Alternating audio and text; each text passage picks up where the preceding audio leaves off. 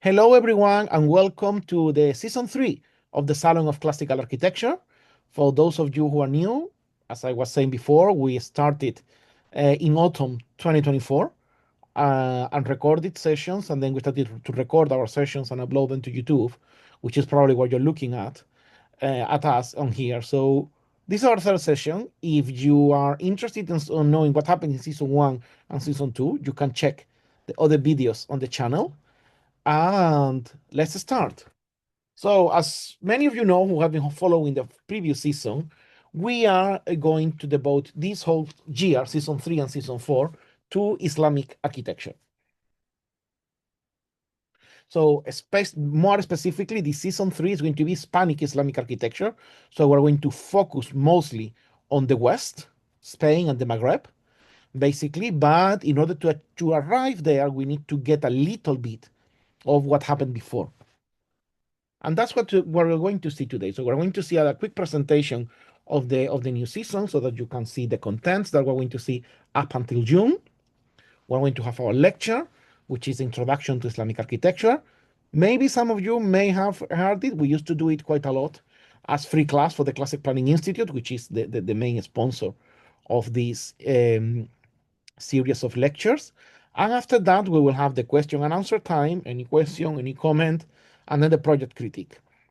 And then, I mean, as usual, as you say, as you know, if you want to bring a project for a public critique, we all of us here, we will help you with the project. If not, you know that in our WhatsApp group, we have a dedicated section to it. So this is the program that we're going to be looking at this season.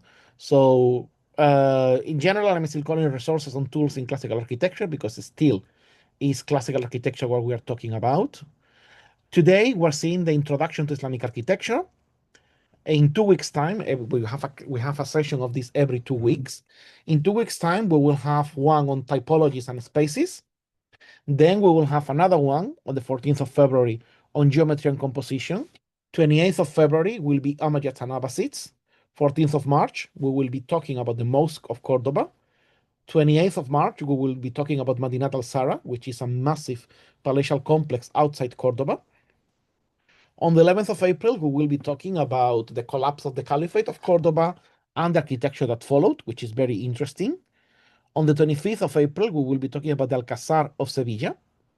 On the 9th of May, we will be talking about Alhambra of Granada.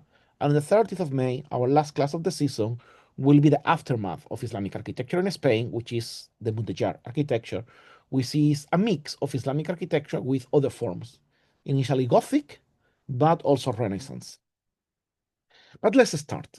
So today we're going to do a general introduction. We're going to do a quick overview of Islamic architecture all over the world. It's not going to be exhaustive, but it's going to be extensive. So the first thing that we need to bear in mind is that all civilizations have a characteristic architectural expression which is created in response to a series of climatic and cultural conditions.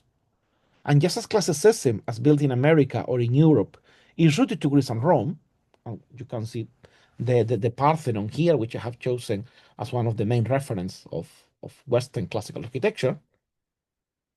Islamic architecture maintains a deep relationship with its Arabic origins and its expansions across the Mediterranean in late antiquity. So it is very important, as I was saying, that's why I'm including into classical architecture, because the roots of Islamic architecture are classical. So that's why we're including it within our scope, not to mention also that it was requested by popular demand by many of you. So for those of you who are not Muslims, and for those of you who are, excuse me, because I am not, and I might say something that it is not correct. If I am saying something that is not correct, please correct me. And the video won't change, but at least we will be able to see the corrections. So Islam has 5 pillars in the religion that are the fasting during Ramadan, donating to the poor, declaration of the belief in God, prayer 5 times a day facing Mecca, a pilgrimage to Mecca. Of all these 5 points, 2 of them have quite architectural relevance. The praying time facing Mecca is also what determines the orientation of the mosque, the position, and many elements. And Mecca itself is the element that points out the center of Islamic religion. So let's take a quick look about what we're going to see today. I have divided this lecture into six sections: the origins of Islam, a very brief history of Islamic architecture, basic architectural features, basic architecture, basic Islamic urbanism, a little bit on geometry and proportions, which will be expanded later, and then a quick selection on the bibliography. So regarding it's important, as I was saying, it's important to understand the origins of Islam because many of the elements that happen in Islamic architecture are related to that. The same way as many of you may remember that the Doric order is fundamented or based or derived from timber structure and then turned into stone. There are elements of the origins of Islamic architecture that are taken from the origins of Islam. And but to define the pre-Islamic Arabia, the Muslims have a term that for me, I find it very poetic, very interesting, especially, I mean, considering from the point of view of Islamic religion. It's called Jahiliyyah, which means something like the age of lies or the age of forgiveness or the age of untruth, not necessarily lie, but untruth. And this represents all the time before the Prophet Muhammad arrived. And Arabia in this time was mostly a series of nomadic tribes who were just moving around for shepherding and for trade.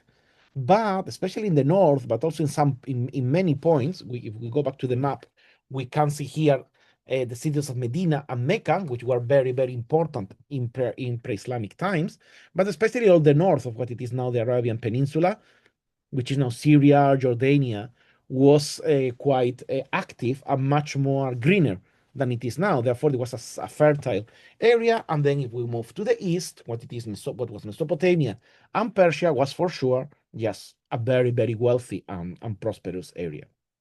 And then if we were moving to the west, we were having the Mediterranean and the Nile with Egyptian civilization.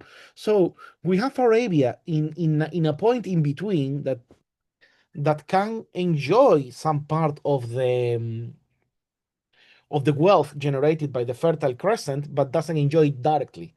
So it's just to trade and other relationship. So it is in this time where many Arabian tribes thrive, they live, they disappear, and some of them who were powerful enough, they had monuments like these ones, these tombs that you can see there, and they are indirectly inspired. It's a little mix of everything. We have on the lower level, we have something that can remind us to a classical temple, like sort of Corinthian capitals or composite or what we know now as Escamozzi capitals. But then we have like the second cornice that I'm pointing out here looks completely Egyptian.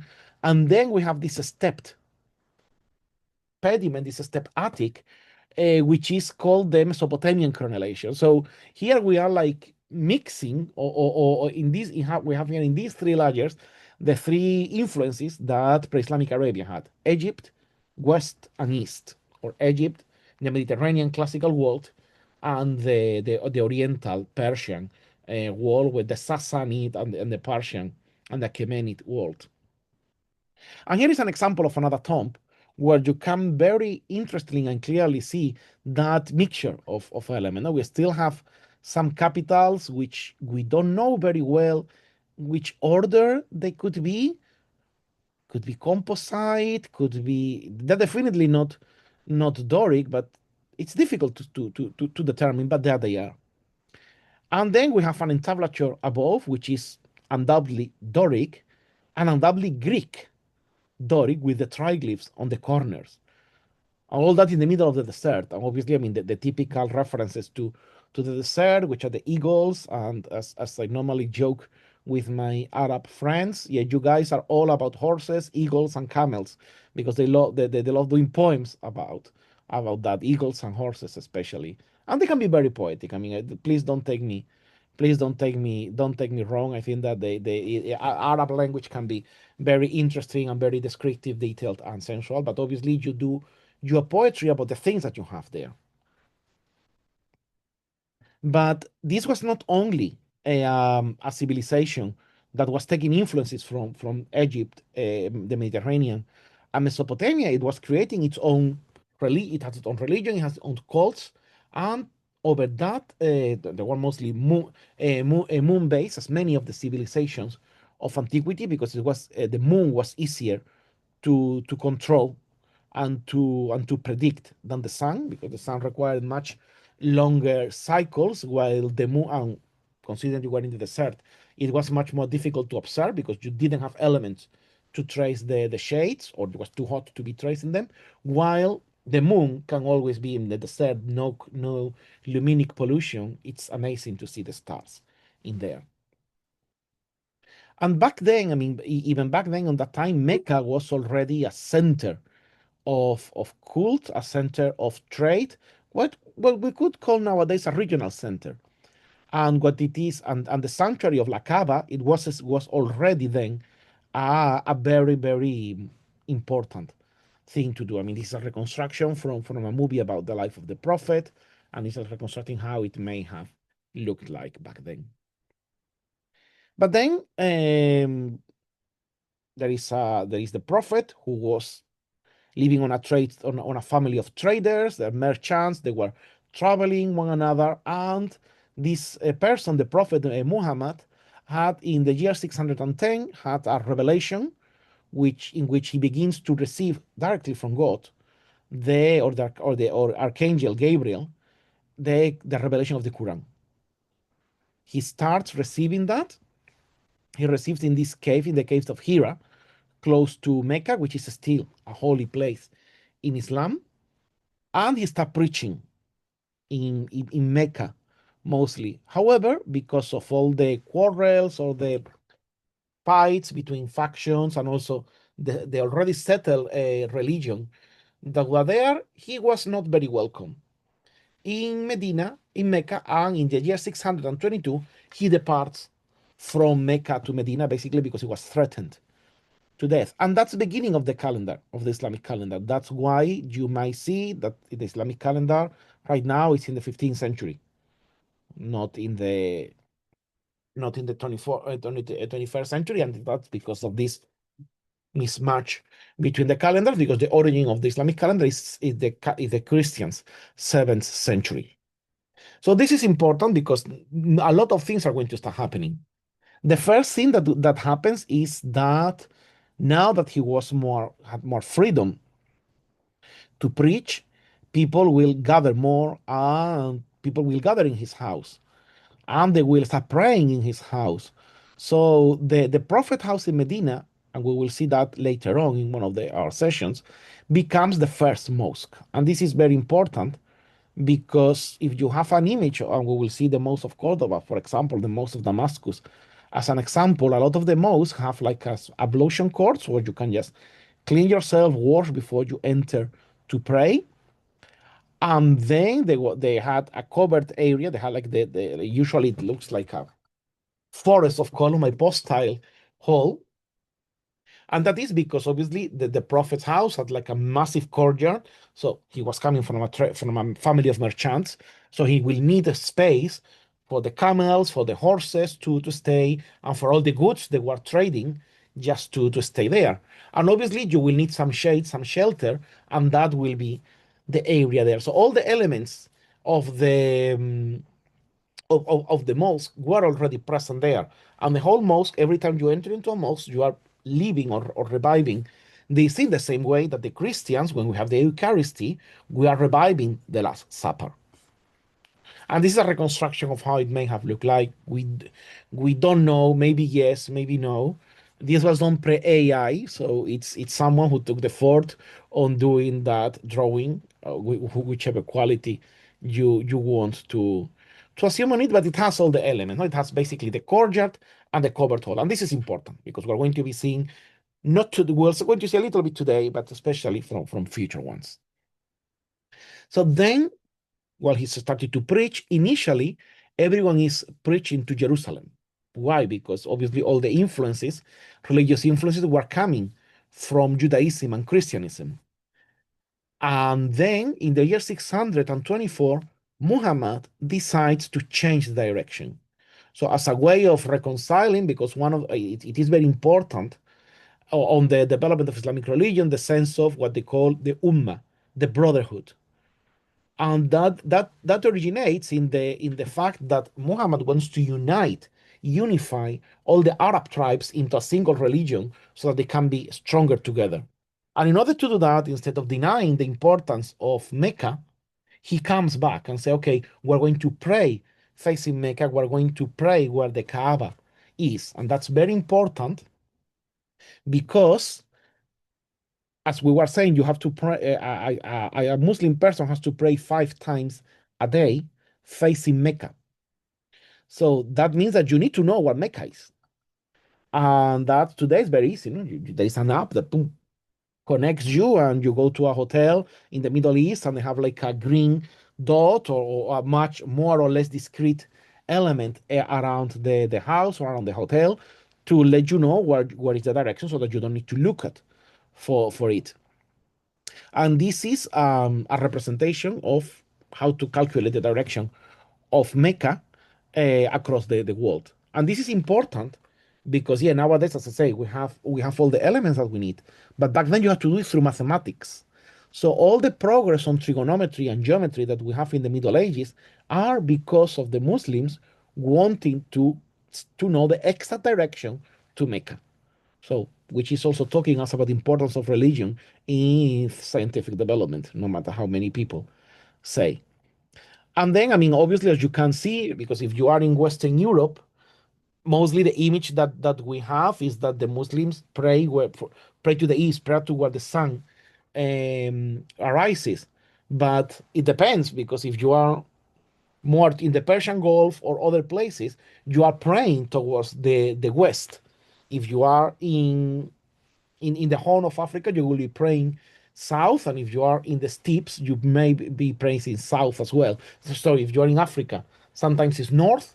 In Russia, it's southeast or southwest. So there is a discrepancy, and that's interesting to know because that also makes an impact. While normally all the Christian churches are oriented toward the east, and have like a minimal orientation so that to ensure that the light of the saint patron enters in the main altar on a given day, and that doesn't always happen. It's normally the orientation toward the east, toward the sunrise.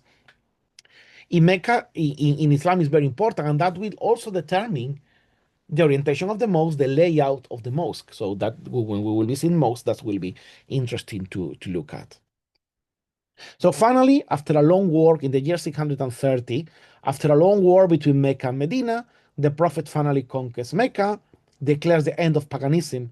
In Arabia, all the idols are destroyed, and the sanctuary of Kaaba is repurposed because the stone that was in the sanctuary of Kaaba, it's believed that was brought there by Abraham.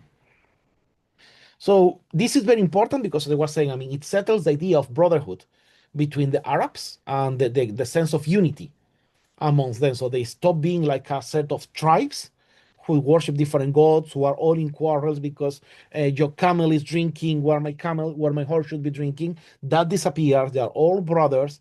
They are all part of a bigger element, and that gives them strength. So they might be in the desert. They might not be as powerful as the Sassanids and the Byzantines, but together they can do a lot of things, and we're going to see what happened. And then finally, in the year 632, Muhammad dies in Medina. And with this, we finish the proper origins of Islam, because then it's like with the death of the Prophet, I mean, it's the origin of the religion is finished, and then it's just the development. And we're not going to talk about religion, we're going to talk about architecture. So, in order to understand a little bit the expansion of Islamic architecture, I have created this graphic, which some of you might have already seen. And I wanted to create it in such a way that it's a tube map. It resembles a little bit London tube map. And why did I want to do it? Because this is the connections.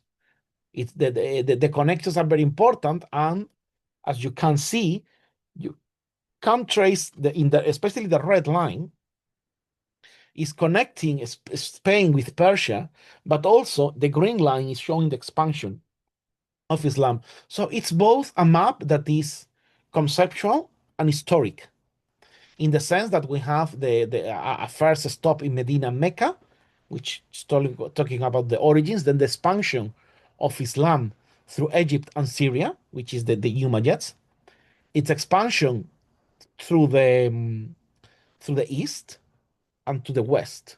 So how it spans to all North Africa, how it comes to Spain, to what they will call Al-Andalus, and then how there is a feedback in loop between Al-Andalus and the Maghreb, but also there is a direct relationship between what is happening in Syria and what is happening in Al-Andalus, and that's very interesting. And then from there, from Persia, we go up to Central Asia because a lot of interesting things happened in Central Asia in the Middle Ages. And we go from there to China. And then from there, we go back to Turkey, to the Ottomans, because the Ottomans, they are originally from Central Asia. And if you go to Kazakhstan nowadays, for example, it's very proud of being of considering themselves the origins of Turkish culture, and everything is Turkish there, or they want to infuse that Turkish feeling in that country. And then from there, we have all the expansion, a line connecting Central Asia to China, but then another line connecting Persia with the Mughal, India, and Pakistan, and then with Southeast Asia. And then, ironically enough, considering that the Persian and the Arabs usually don't get on very well, the architectural connections of the Gulf state, what it is now Bahrain, Qatar, the United Arab Emirates, Oman, they don't have the Arab connection from Mecca and Medina, because the desert was very big and the architectural influences will come from Persia. And also why? Because Mecca and Medina were easily connected through the Red Sea towards the Levant, while the Gulf states were just directly connected with Persia.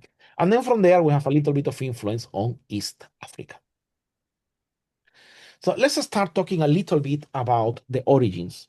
In this case, as I was saying, after the death of the Prophet, we have what it is called the Rashidun Caliphate, which is the four rightful caliphs, which were like four descendants, directly or indirectly related to Muhammad, like direct relatives, like brothers-in-law, sons-in-law, things like that. And then after that, after the fourth caliph died, there is like a sort of a mini civil war, and then a family called the Umayyads take over the power and they become caliphs. So the Umayyads continue the expansion of Islam, and then eventually they are overthrown by the Abbasids. And I mean, obviously, I mean, I used to say this reference, now it's getting a bit outdated. But you may remember Game of Thrones and what happens in the so-called the Red Wedding.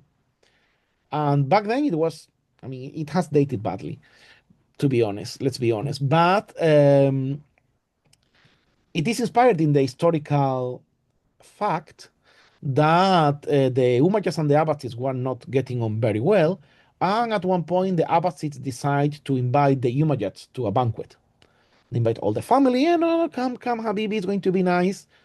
They invite everyone, and they kill everyone, except in one, whose name was Abdurrahman, who was arriving late to the party. So and then Abdurrahman was arriving to the party, and he was hearing all his relatives screaming because they were being killed. He just runs, and flees to Spain. And then when he arrives to Spain, he becomes a caliph, independent caliph. And at the same time, the rest of the Islamic Empire becomes under the rule of the Abbasids. The Abbasids are not as successful as the Umayyads to keep everything united. And then the so-called, that universal caliphate that the Umayyads expand after the Rashidun Caliphate start to crumble and to fall apart, starting with Cordoba, but then we will have Tunisia and Ifriqiya, then we will have the Fatimids in Egypt, and so on. So, as we were saying, I mean, the model for the origins was the Prophet house in Medina, but very quickly, as they start conquering territories of the Byzantine Empire, they start taking things and building based on the tradition that they had. And I'm bringing here the Dome of the Rock because it's one of the very first structures that they built after they conquered Jerusalem. So the Dome of the Rock is in a sanctuary where it is believed that Abraham was going to sacrifice his son, and then God stopped him. So it's a sacred place for the three main monotheistic religion: Islam, Judaism, and Christianism. And then the Dome of the Rock, and unlike the popular belief, is not a mosque, was never a mosque, was never a church, was never a synagogue. It was a sanctuary, just a place to commemorate that, and then each religion would give them a different thing. I think that the only time it was not a sanctuary was after the First Crusade, in which it was used as a palace by the Crusaders. The building has been heavily altered over the time, so any feature that you see there is unlikely to be original.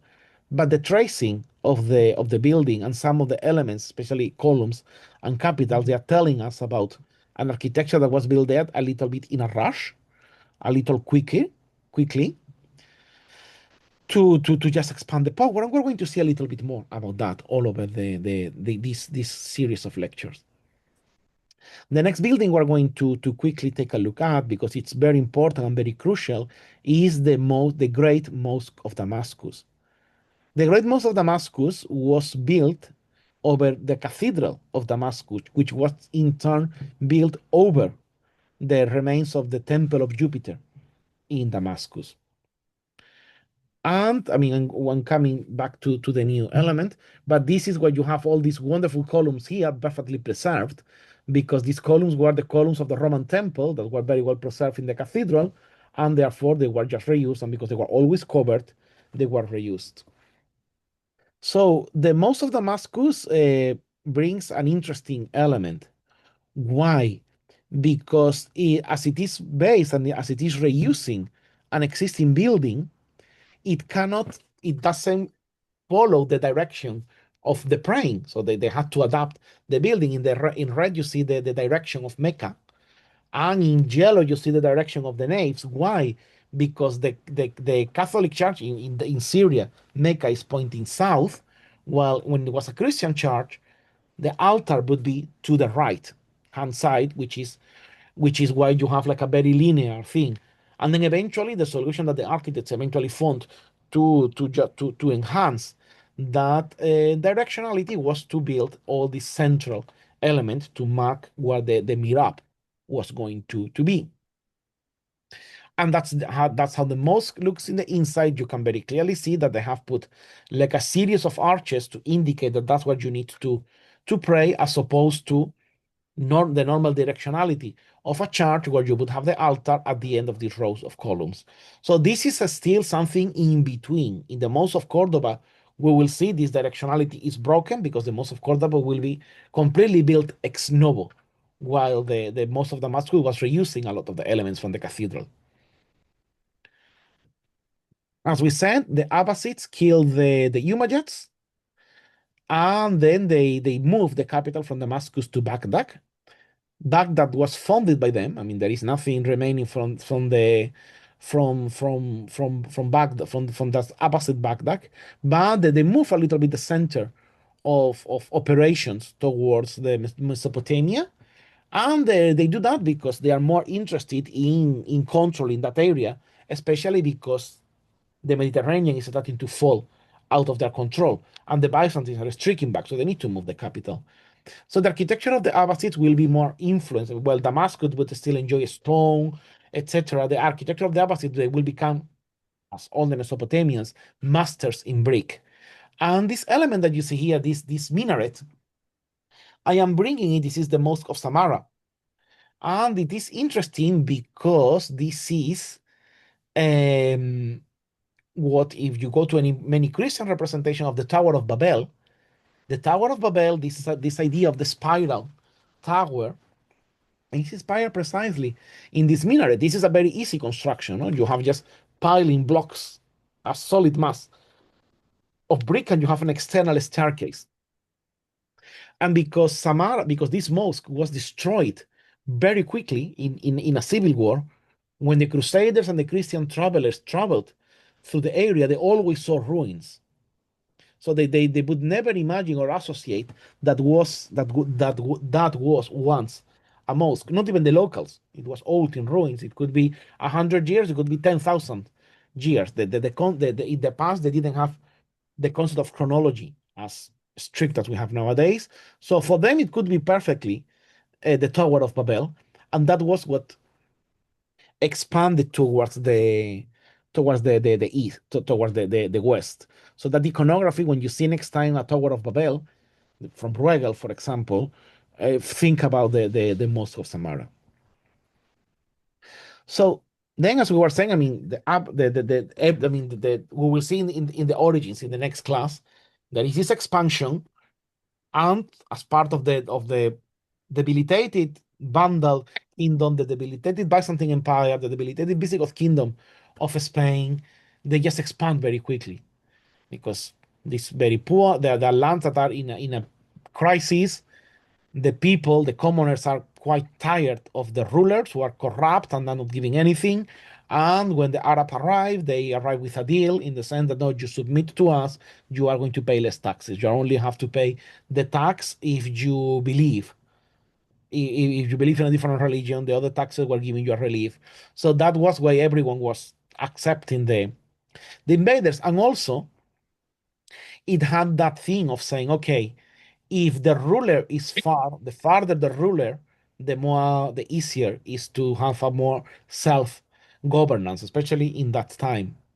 But then this would be changed when Abdurrahman arrived. But basically, what I want you to know is that the next stop, big stop that the Arabs find in the Mediterranean would be all the cities of northern Libya, the Cyrenaica. They were in very bad conditions. They just passed by basically, and then they arrived to Tunisia. Carthage was still a very big, powerful city, and even Carthage gets destroyed. The Arabs found Kairouan, and the Great Mosque of Kairouan is very important because it is the first mosque built as such. It's not a recycling from any other temple because Kairouan was a new city. They can build the mosque as they like. So, and that's basically what they do. They just built a mosque oriented to Mecca. And in this time, we have all the naves perpendicular to the Qibla. And we start seeing features like a cupola above the mihrab, which will be called, that space will be called the Maksura, and the minaret, the massive tower. And this minaret is also interesting because it is telling us, we know nowadays, or it is assumed, that the minaret of Kairouan is a representation of how the lighthouse of Alexandria looked back then. Because there is the legend says that when the Arabs conquer Alexandria, when they call the faithful to pray, they have the idea of, instead of calling them from the ground, calling them from the adjacent roofs, which is what they did, they call them, they climbed the whole lighthouse, which was one of the wonders of the ancient world, and then call the faithful from there. And everyone in Alexandria could listen to them. So they realized that the same way that there were belfries in the territories they were conquering, but they didn't want to use the belfries because they were from Christian churches. The Pharos, the lighthouse of Alexandria, was a very good reference of that. And here is like a sort of abstract, abstract evolution of the lighthouse of Alexandria. And you can see on the left the Pharos that was built by the Ptolemies in the third century before Christ, and then the Pharos that they might have looked in the Middle Ages, and then the castle built on top. But this shape that you see in figure 2 is very similar to what we see in the Mosque of Kairouan.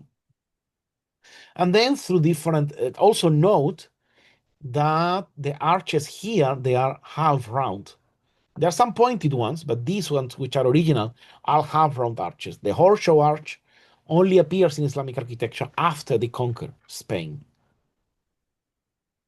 But as part of an evolution to that, in Sicily, which was an emirate for several hundred years, they also developed quite an interesting and unique architecture, which was blending the late antiquity references, the Normand references, and the Islamic architecture that creates things like this is La Cuba and La Thisa in Palermo, or the Cathedral of Palermo.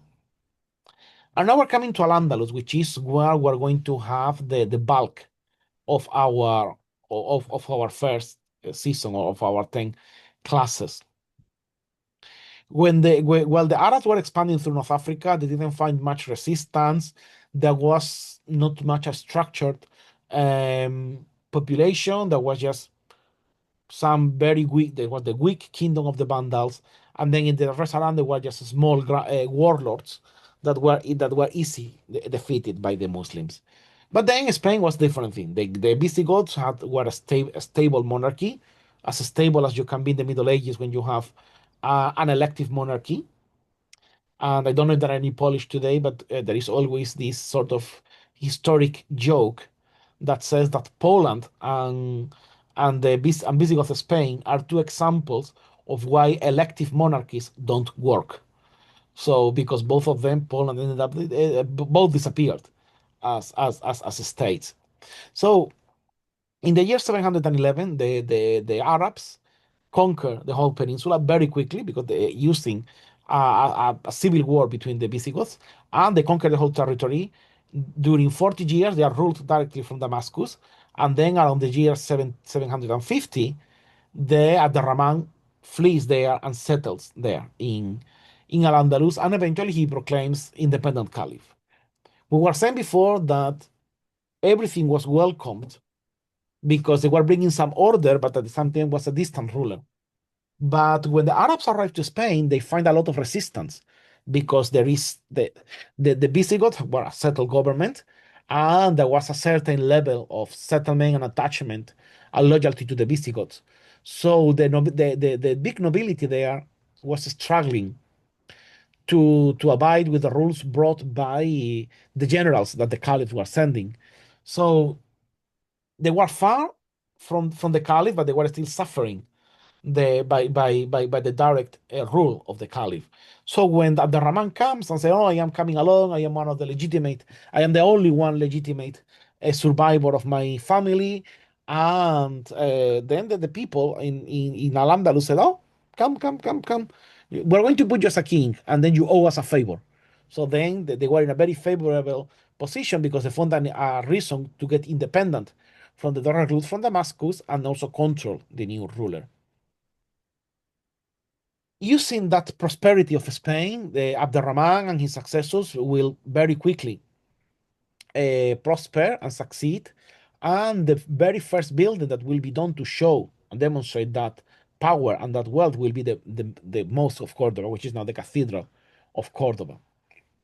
And it is interesting. I mean, I am bringing this because what you see here are capitals of the last extension done by Almanzor, but you can see capitals that are look very much like composite capital, but have gone through a little bit of an abstraction. An untrained eye could even argue and say that the columns of the Mosque of Cordoba, they are postmodern because they are like sort of abstract column, but they were done on purpose, and we will see a little bit about them when we talk about the Mosque of Cordoba, which will be like a full session only to talk about the Mosque of Cordoba. And I am bringing because we're going to be talking a lot about Islamic architecture. And yesterday I was speaking with a friend about it. I'm bringing the first and the last building of Islamic architecture in Spain. The first is the Mosque of Cordoba, and the last is the Alhambra of Granada. And the Alhambra is beautiful building. It's the culmination of all the exercise and experiments done in Islamic architecture. But because it was conquered in 1492, and we are putting an end to the Kingdom of Granada, because of that, there won't be, there is not much influence, direct influence of the Alhambra in the Renaissance and Baroque architecture. The same way, for example, the Mosque of Cordoba was highly influential in all the development of Mudéjar architecture. So that's what I wanted you to feel, to see that strange situation in which being the most beautiful building in Islamic Spain, it didn't have much impact because it was done at the end of the dominion and also in a moment in which Spain embraced the Renaissance. But as we were saying, this is not only about Spain, about the Iberian Peninsula. This is also about the Maghreb, because the Maghreb was also prosperous to certain extent, and the different rulers there, they were going through phases of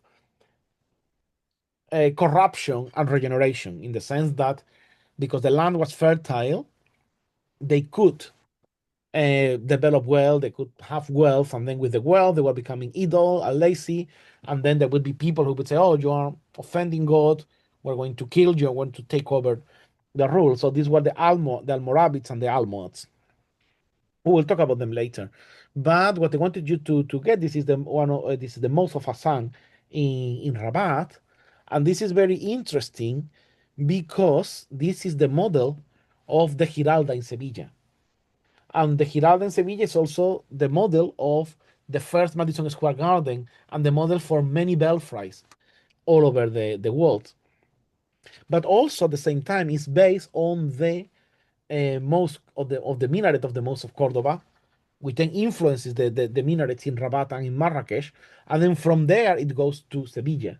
And also the orange line, we will talk about that when we talk about the Mosque of Cordoba, represents the connection between the minaret of the Mosque of Cordoba and the minarets and the belfries of the churches of the Catalonian Pyrenees.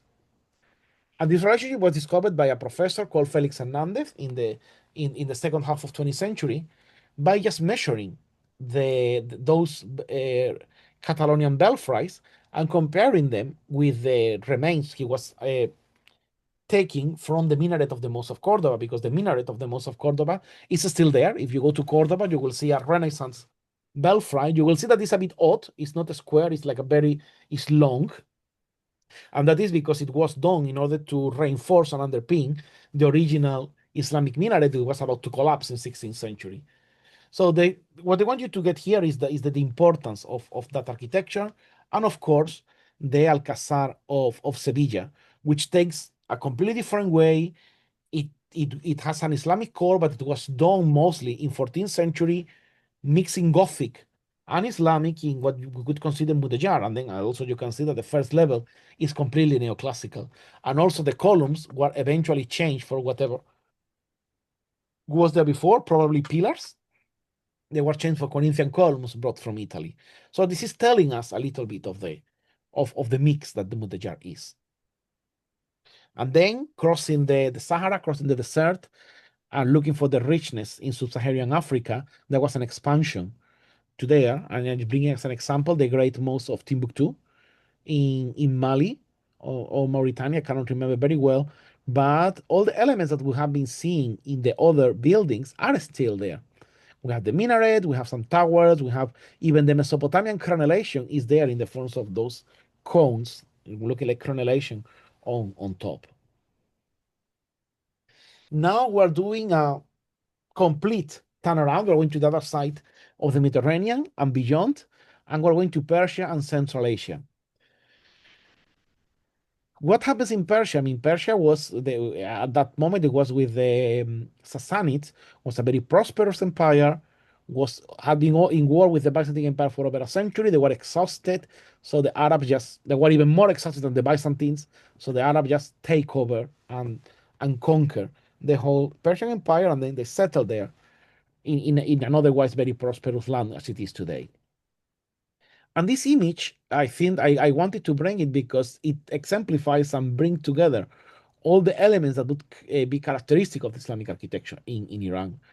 We have these little corbels that go from one level to other. They're called mukarnas.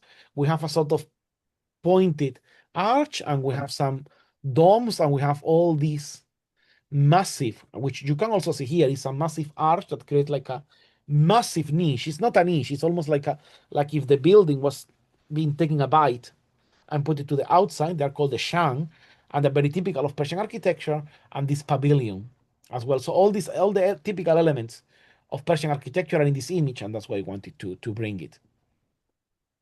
And also for you to identify the same elements once we go up to Central Asia. This is Samarkanda, which was a very prosperous city back then, one of the key points on the route of the silk. And then we can see here all the same elements that we see in Persian architecture. If we go back, we have the Iwan with the two with the two minarets, and then we have like some reminiscence of that. So that's how the expansion of architecture happens.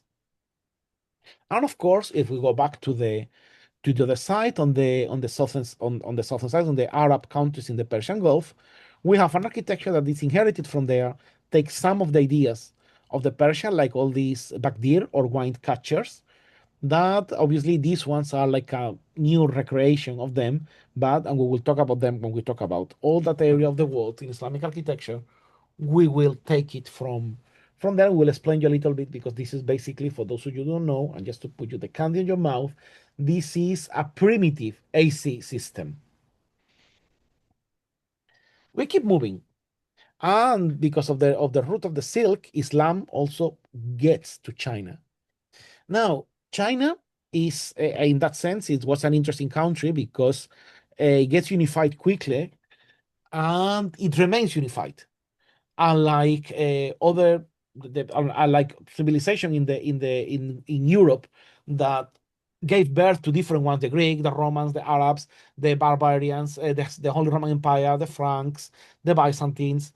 China more or less remained stable under the control of the emperor or under the control of people who were emulating the emperor instead of proclaiming themselves something else. And that was coming back as well, mostly with a strong Buddhist, belonging to Buddhist religion, and and Confucianism. So and at the same time, China has always been a country that, because it's land country, it occupies, I would say, I think around 25% of Asia, and because of his characteristic of massive land country as opposed to trading countries that would have been Portugal, UK, Venice, Genova, or Spain, they were not they were much closer, or or much less open to new ideas, to new religions, and Islam in China was always it was never well considered. And also, I mean, even nowadays, you have problems within the some minorities of Islamic origins in China. They think they're the Uyghurs and the central government because of that. But in that sense, what we have is that when Islam arrives to China, instead of adapting the architecture, the local architecture, to build new buildings, it basically mimetizes with the local architecture and then just blends completely, because it is not in a position of power. Here, being a minoritarian religion, it needs to hide and pass as as state religion, as opposed to what happened especially in the conquest of northern Africa and Spain, that there was a lot of ruins to be reused and plundered to be used in the new cathedrals and other buildings. So, and this is another example. This is a mosque in China, and this is another mosque, in this case, disguised as a garden. From here, I mean, as we were saying, because of the direct connection and the shortness of distance between South Persia and the Arab countries in the Persian Gulf, there is a relationship first there that then goes to the whole east coast of Africa, and then in Zanzibar and other countries. We still can see all these elements, the pseudo pointed arch, the crenellation. You see that, like that reflection on Persian architecture in there. And from there, just two more stops to the end of this brief historical introduction. We have Mughal India. In India, when Islam arrives, there is a very settled religion, which is Hinduism, and it combines well. And in this case, because the coexistence was pacific, the Muslims will be taking those elements of Indian architecture that they are useful for them and adapting to build new mosque. But at the same time, because it comes from Persia, the Buddhists still have a strong Persian influence mixed with Indian ones. And then this gives place to beautiful things like the Taj Mahal, which many of you may know, may not know. This is not a palace, this is not a mosque, this is a mausoleum, this is a tomb. So it's quite a beautiful one. We have a comment here. Arguably the most beautiful thing ever built. Yeah, arguably, no, it's very beautiful, but yeah, it has the all the poetic. It's very beautiful building, full of details, like, and amazing crafts in Bindong, and of course, I mean, when we see geometry, we will talk a little bit about it. But also, you can see how all the elements of Persian architecture just start to change and to mutate into something else, to the point in which, if you see this one, we are seeing some of the elements, the onion domes, the massive portico at the entrance, the side minarets, that were in Isfahan in the picture that we saw when we're talking about Persia. You have these ones here. And finally, Southeast Asia. Again, we are moving toward the Islam expanded through the Hindu countries of the India subcontinent, and then it goes to Southeast Asia, which is heavily Buddhist. So when it arrives to what it is now Indonesia, which is the biggest Islamic country in the world, they also adapt to the local construction because initially they are not powerful enough to use the to use the to adapt to use the sorry to use the local construction as reference for new building. They just need to mimeticize with the existing architecture. And this building, which looks very much like any traditional building in the area, is actually a mosque. And finally, well, not finally, but to finalize the proper historic sessions, we have the Ottomans. As we were saying, the Ottomans have the origins in Central Asia, and then they keep through different expansion. They conquer the whole Anatolia, and they take over the Byzantine Empire, becoming the big the big economic and political power in the east of the Mediterranean up until the beginning of 20th century. And that was opposing Spain, who was on the west side, and opposing the Holy Roman Empire, which was to the north. So there was always like this conflict between the three of them. And we will talk about the Ottomans later in the year. But I think that that while we don't have many architects whose names we know in Islamic architecture historically, the Ottomans had Mimar Sinan, which is probably one of the most influential Islamic architects in the history of Islamic architecture that we know. So there are probably from my point of view, the architects who refurbished or restored or reframed, redesigned the most of Damascus, and the architects of the most of Cordoba were far more influential historically. But Sinan also is the architect who gives identity to the Ottoman Empire in the moment that the Ottoman Empire has taken over the Byzantines and wants to show itself as the new power of the East Mediterranean. And Sinan would get all the architecture from the Byzantine era and will transform it into something new, completely adapted to the needs of Islamic architecture. So, and creates a completely new architecture, completely identified as Ottoman, but it's a mix of whatever the Ottomans brought with what they took from the Byzantines. So it's very interesting architecture in that sense, but also not only religious architecture, but the civil architecture. And I'm bringing here the Topkapi Palace as one of the very beautiful examples of civil architecture in the Turkish Empire. And we will see that little later in the year. As we said, we're going to be focusing on the West.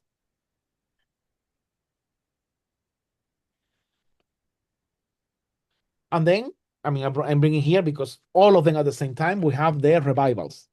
In 18th century, uh, together with since end of 18th century, there are critical voices towards the neoclassicism and the Baroque, and there are critical voices that want to have fun. They don't want to destroy classicism. They just want to have more fun. They don't see the point of having to build everything classical, while they might want to do something else, and they will do. It will be okay. And in that sense, I'm bringing the Royal Pavilion in Brighton, which is end of 18th century, and that brings like one of the 4 or 5 families of revivals that we have in Western Europe. And those 4 or 5 families of revival, they are also based on what the books were coming from. So we have one family which is start with the pavilion of Brighton, which is the Indo-Saracenic architecture brought directly from India, inspired from India. That's one. We will have a Spanish one, inspired obviously in the Alhambra, the Mosque of Cordoba, the Alcazar of Sevilla, the Giralda. We have another one, which is the Egyptian, which comes after the Napoleonic expedition to Egypt, because as you may remember, Napoleon tried to conquer Egypt. He couldn't, but he did something even better. He just left there for 20 years a mission of erudites, archaeologists, scientific to do what was later known as the description of Egypt, which is one of the extremely accurate survey of Egyptian building that is still used nowadays. That's the third. The fourth one is the Ottoman architecture, reformulated through Sinan, and we will see a little bit about that when, because they create their own theory of Ottoman architecture. And then the last one, which is a mix between the Egyptian and the Ottoman, is the Persian architecture through monographs done on 19th century on that. So ironically, while the Persians have extremely beautiful architecture, probably because the Wallach in between the other trends, it would be the less influential in terms of revival.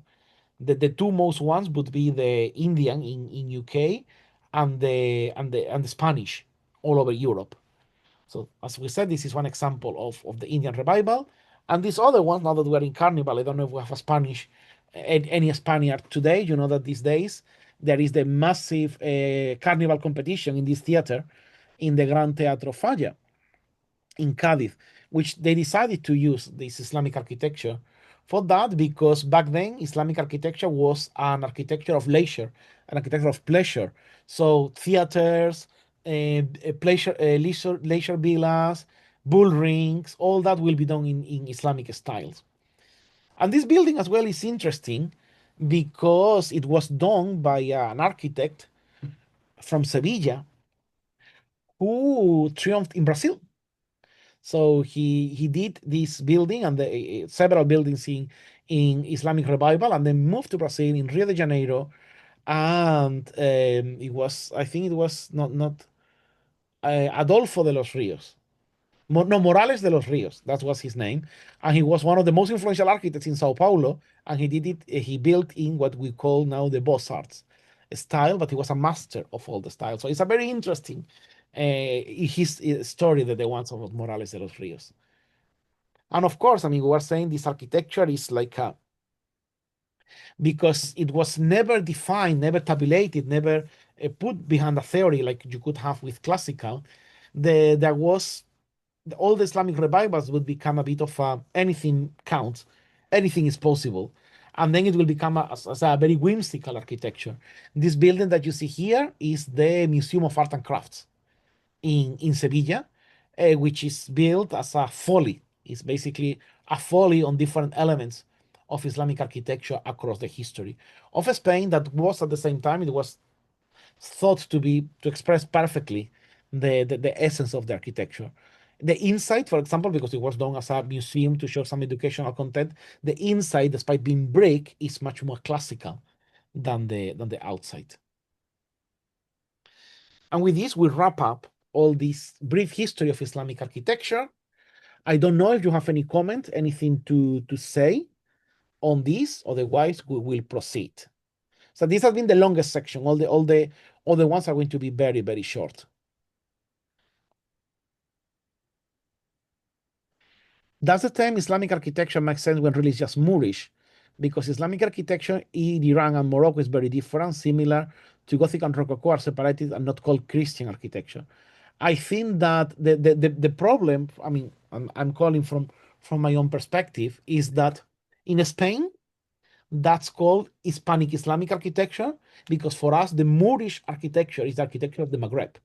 I think Moorish is a term created in English to define what in Latin countries would be defined as Maghrebi. So that's why also, I mean, from an ethnocentric perspective, it was considered that the architecture in Islamic Spain was more pure than the Islamic architecture in the Maghreb. That's why it is still called, from a Western perspective, it's still called Islamic architecture.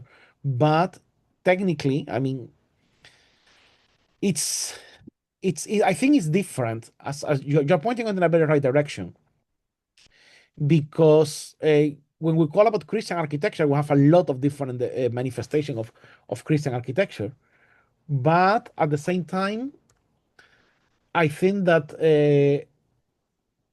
you could call, when you say Islamic, you are talking about the architecture of the people who profess Islam religion. So I think that's how, and we need to consider the use of the term from an European and Eurocentric perspective. No, this is Islamic. We don't know very well the subtle difference between one and the other. We are putting all of them in the same one, and then all the scholars and the specialists will come and will do the divisions. So, and you're right. I mean, it should be Maurit. I think that we should even be more precise and say, okay, Maghrebi, Egyptian, Andalusian. The right term in Spanish is Andalusi. But obviously, which is not the same as Andaluz. But English doesn't make the distinction.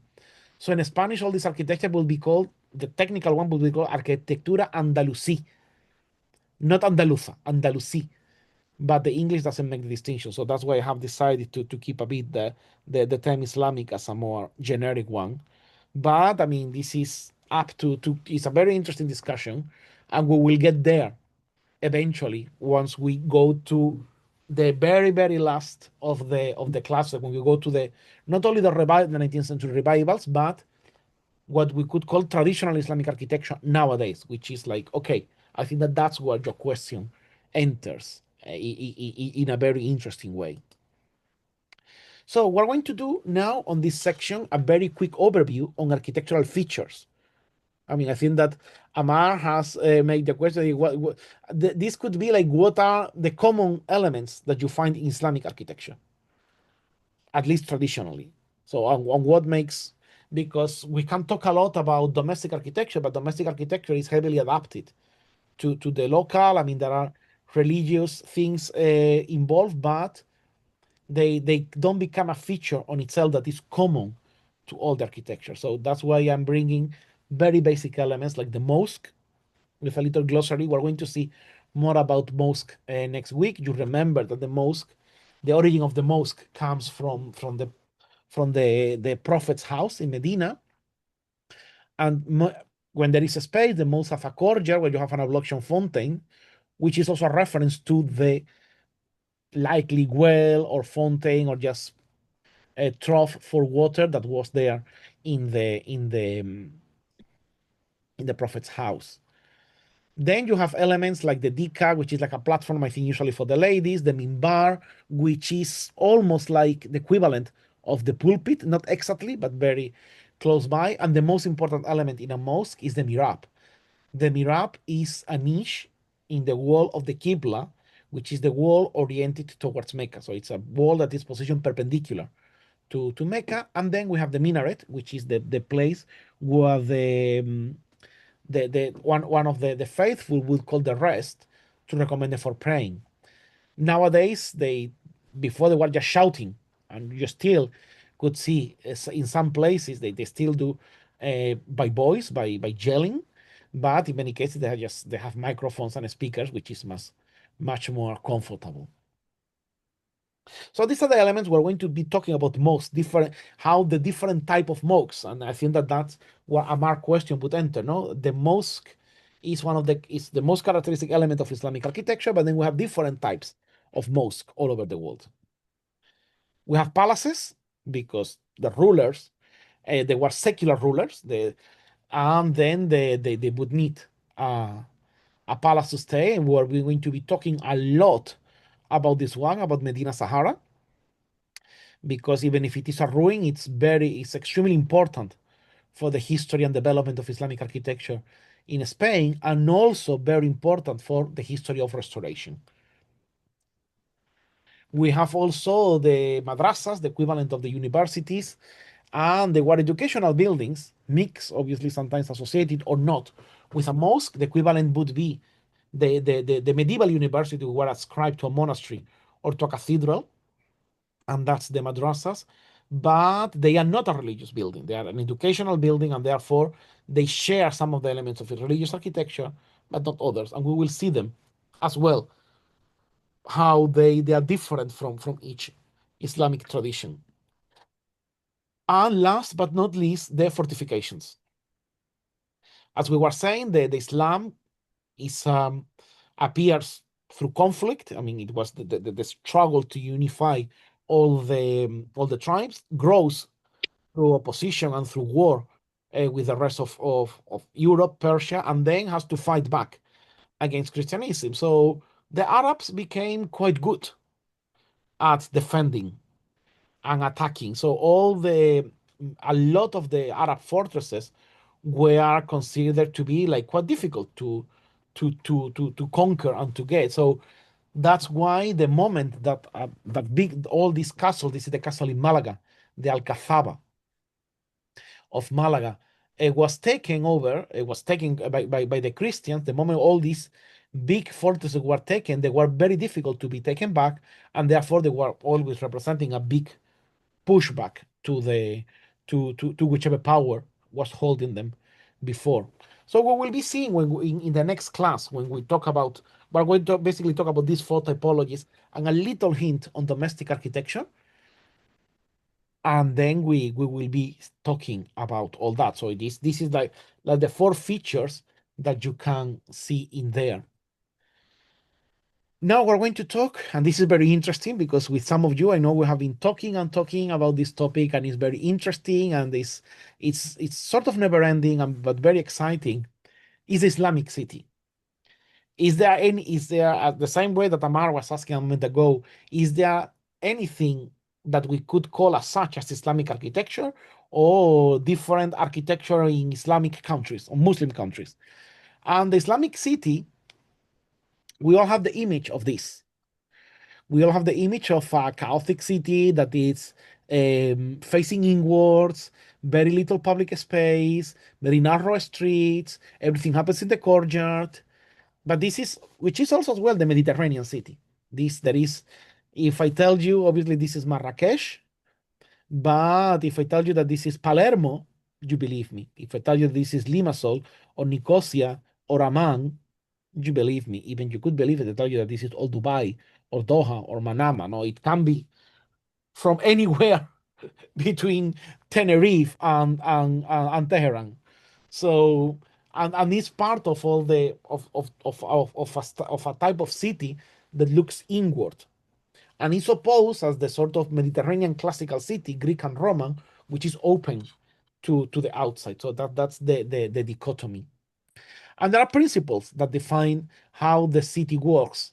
And there is also urbanism. We have something that we could call Islamic urbanism, or if we want to be more precise, planning, urban planning in Muslim countries, historical urban planning. And I'm bringing here, we talk a little bit about that at the beginning of the class. I'm bringing here Baghdad. Baghdad was founded by the Abbasids in the river Tigris, and it was founded as a round city with a very elaborated hierarchy in which the center would be the palace, and there would be the noblemen, then would be the artisans, and then the farmers. It was built as an ideal city, probably because the people who designed it, those architects, had in mind the round city as described by Vitruvius. But nowadays, the city was destroyed by the Mongols. Even if you check this plan, which we can reconstruct through different descriptions, this plan it cannot be found anymore in Baghdad. So when we will be talking about the cities, I think I will overlap nowadays Baghdad, but I encourage all of you to check in your Google Maps what Baghdad look like, and you won't be able to find a circle.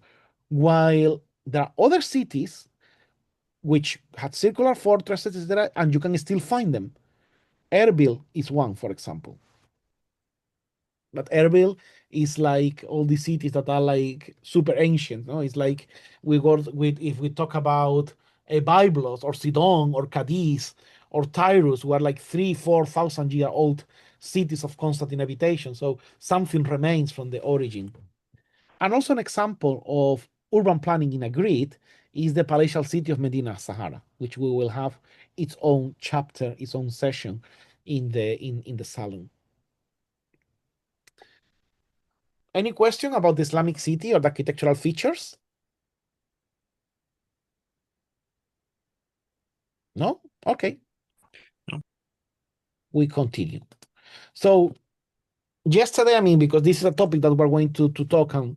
I mean, I didn't include any, but I mean, from the next session onwards, I will include all the events, upcoming events, etc. There is going to be an event in Oslo at the end of May, Beauty in Architecture, and I have been invited to talk precisely about Islamic ornament and the influence of Islamic ornament in the revivals of Islamic architecture in the West. So, as a sort of how a Western architecture built part of its identity on Islamic architecture because it was considered as an architecture of leisure. So, how that works in that sense. But coming back a little bit to the details rather than the vision, when we talk about geometry and proportions in Islamic architecture, we always, a lot of you will go, oh, the golden section. Oh, yeah, yeah, yeah, yeah, yeah. And then, yeah, the golden section everywhere, blah, blah, blah. But then when you try to put the golden section in anything, unless you're using Photoshop, it doesn't work. And then, because of that, and because you can't see, or because the traces are very complicated, people just get with the idea, no, this is very difficult. The aliens, the Masons, the devil, anything but the human, but the human brain. But then, I mean, it is true that Islamic architecture has a geometry, very well ordered geometry. It's rooted a little bit in classical architecture. Things are divided usually into three parts, which is the magic number of classical architecture. And it has a proportion. It's different to the classical proportions, but it is still a proportion. And these are drawings that I have done myself after an analysis of the Mosque of Cordoba, where you can just check all that beautiful arrangement of arches, all that beautiful arrangement is based on a geometry. And also, I mean, if you look at the image on the right, what we are seeing here, I mean, we see that all the arches are on top, and you see all these overly complicated figures. They are intersecting arches that are created like a St. Andrew's cross to ensure extra rigidity to the building. So this is not just something beautiful, this is also something useful that can be built. And here I'm bringing this a little bit based on the so-called dynamic geometries by Jay Hambridge, but it's one of the few cases in which actually they work, not with the extreme sense of Jay Hambridge, but in a very, in a otherwise interesting sense, in the sense that we have the original Mosque of Cordoba is a perfect square, half of the courtyard, half of the extension. The first extension is the square root of 2. The extension of the courtyard to make it more squarish is the square root of 3, but then the rest just goes through angles. So it's not a full concept of the dynamic geometry, but uses a little bit in a more, I would say, in a more believable or credible way than what you see in J. Hambridge geometries. And if you have questions about all these dynamic geometries, etc., please let me know, and I can redirect you to the lecture we did on proportions, or we can create a new one on proportions on demand. So this is a teaser. We're going to be talking much, much more about geometry and proportion, so don't worry. I see some comments here. I did have a question about Islamic urbanism. Is there like a Haussmannian or set documents like the laws of Indies in Hispanic America that can be associated with Islamic cities? Something like that. So there is a gentleman called, where is he? Basim Hakim.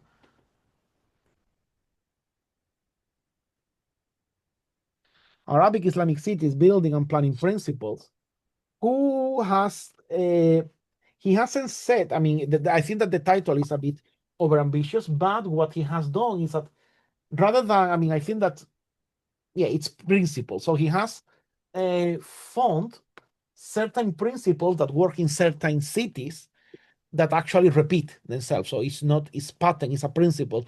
So it's position of a window, position, how to connect buildings, the projection of a balcony, how much the relationship between the projection of a balcony and the width of the street. So there was not probably an urban planning as such in like a urban planning authority, but there was some planning regulation or planning checking as the one in the Middle Ages. But I would say that no, there is not a treatise like the laws of Indies. The closest thing to that could have been if the city of Baghdad had became like a rule for founding new Islamic cities, but it wasn't the case. And it wasn't the case because the Islamic expansion is done by Arabs.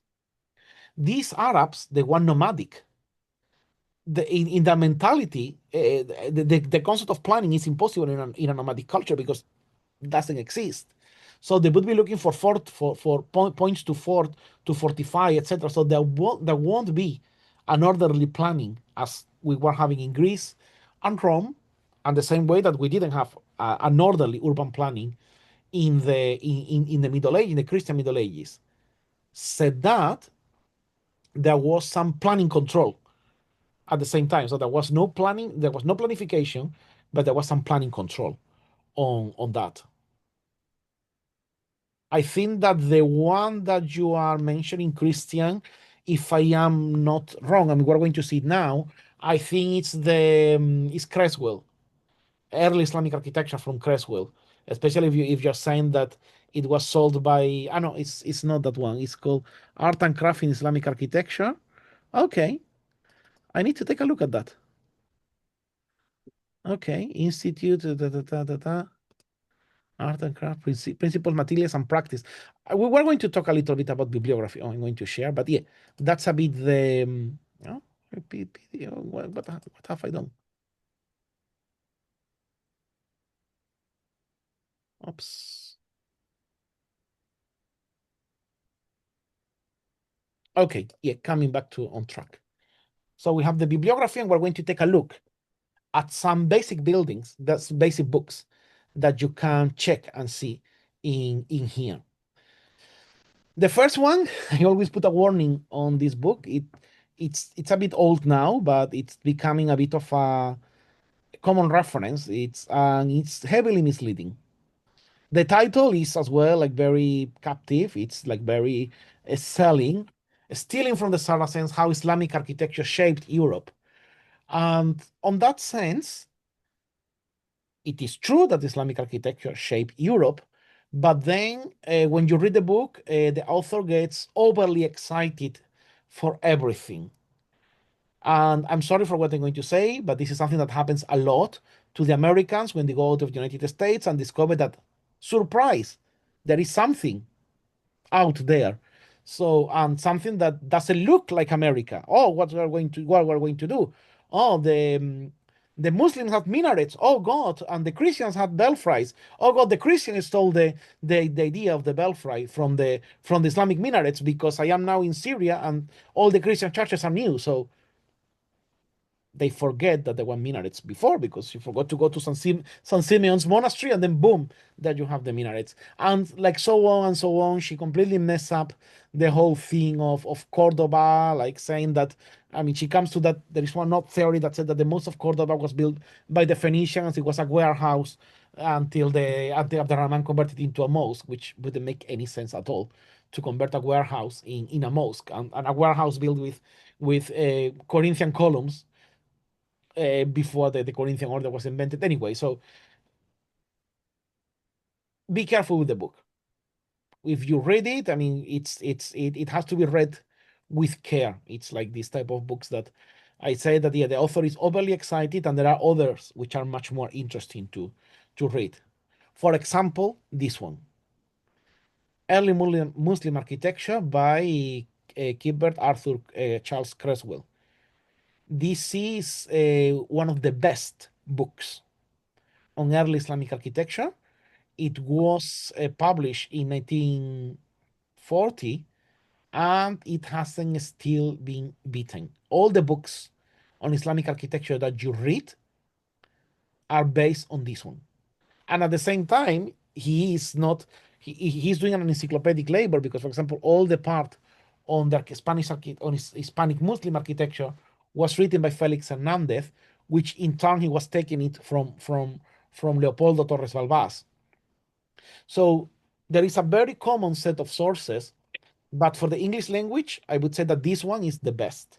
Now, this is a massive book. When I say a massive book, is almost like A2 size, has amazing drawings, amazing plans, but it's impossible to get. I mean, and if you find it, I mean, if you find it for £2,000, please call me because I will buy it. So it's because that's cheap. You can find it on the internet. The one that you can find that is easy to find is the short account on early Muslim architecture, which is like the summary of the build of the book. I have it here. Where do I have it? I have it here. It's a very small book. It's probably, you can find it from £10 up to £30. It's relatively cheap, and there are several reprints.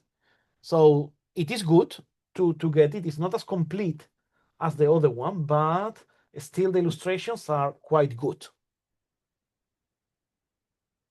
This is a classic from Kahneman, Islam Art and Architecture. This goes an overview. So it's very good if you are just wanting to know more at a beginner level. This one is very good. This one for domestic architecture is extremely, extremely good and very well detailed. Traditional domestic architecture of the Arab region. So that you see that these books actually exist. I have them here. As well, it has a very nice collection of plans, elevations, and sections of houses on all the Arab regions. So it's very good if you're doing projects in the Middle East, at least to understand the feature of traditional architecture, because obviously we don't live anymore like these people used to live. I mean, we have bathrooms, AC, TV rooms, etc., which sometimes make incompatible the idea. But you may want to have your match list, and you may want the latest match list. So this book is helpful in that sense. Another one from Tashe, much more economic, and joining with what Amar was saying, Moorish architecture in Andalusia. This is focused only in Spain. It's very good, very affordable. You can find it anywhere. That's a very good book. And on that line, we have the website called ArchNet, which is a website for sources on Islamic architecture. Plans, elevations, section, drawings, articles, essays, books. You have them in that website. It's really, really good. Very, very interesting. Especially if you're looking for specific plans, this should be the first source where you go to find them to ArchNet. We have also monographies on plans. This is the planimetry of the Alcazar in Sevilla, which we will be using extensively when we talk about the Alcazar. So this is like a folder of drawings done in them. They are available on the internet. If you just check the name, you can download them. They are downloaded for free from the official site of the CSIC. So it's not that an illegal download, and they're very, very good quality 2D drawings. Same thing as Medinat al-Sahara. We have all the plans of the city, basically a survey, plans and elevations of the whole survey, which is very, very, very good as well. And we will be talking about them in due course. This one is the Alhambra Court in the Crystal Palace. I am bringing it, if it is from Owen Jones. And some people might say, oh, you're not bringing the Alhambra by Owen Jones, or you're bringing the Alhambra Court in the Crystal Palace. And the reason why I'm doing this is because in terms of talking about design, the Alhambra Court in the Crystal Palace, which refers to a reconstruction that Owen Jones did of the Court of the Lions inside the Crystal Palace, in this book, Owen Jones explains how he designed it and how he decided to do a variation. It's not a copy, it's a variation, an interpretation of the design, and then he explains why. So there's a lot of geometry and other elements very interesting to know about. So this is the other ones, plan, elevation, sections, and details of the Alhambra. Wonderful book, wonderful illustrations, but it's just you just see the elevations. You don't see, there is not explaining you the design. This one we will see is also very important, the Ottoman architecture by Pierre Launay. And this is the invention of Ottoman architecture. It's the systematization of Ottoman architecture, and they're trying to come up with a theory of Ottoman architecture. That is what it is relevant in that sense. And of course, the massive monography of Cornelius Gurlitt of the buildings in Constantinople, which again, you can download it on archive.org. And I strongly recommend you. So all these books, we're going to repeat them. We're going to see them. You know that I always recommend books that either A, are easy to purchase in any website, or you can download them through archive.org. This is, I mean, we were talking about the Indian influence. The Jaipur Portfolio of Architectural Details is a series of books done by, I think that it was the Colonel S.S. Jacob, who was one military in the British military in the Imperial India. I was just taking surveys of drawings of whatever he was finding that was uh, uh, ta- uh, taking his attention. So he just published them. It's surveys of drawings that are basically the only source that they were having once they were getting to UK, the only source that British architects could have to design Indian revival buildings. So that's the importance. And then we're coming to France. I mean, this is a very interesting person, especially when we talk about geometry. This is the Mosque of Hassan in Rabat by Marcel de la Foix, which was a French military that was had a very interesting life, and who traveled extensively in Persia. He was like a sort of a spy of the French government in Persia. He went to write a book on description of Persia with his wife, and then they were spies. So they had a super interesting life, independently of the. Otherwise, this book is amazing, the Most of Hassan, because it talks a lot about geometry. The book about Persia is very interesting for the same reason. But I mean, what I wanted also to bring is like the adventures that the two of them had, because it was a typical Jules Verne could have written a novel, perfect novel about the two of them. What you see in the left is his wife.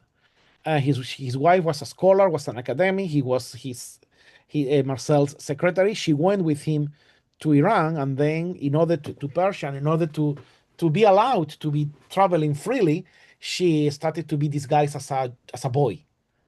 And then when she came back to Paris, she had got used to be dressed as a man, and she didn't want to. So by the time the Third Republic, the empire finished, and the Third Republic appeared, they invented something called the cross-dressing certificate. So then she applied for one. I think she was the first or the second woman to apply for a cross-dressing certificate.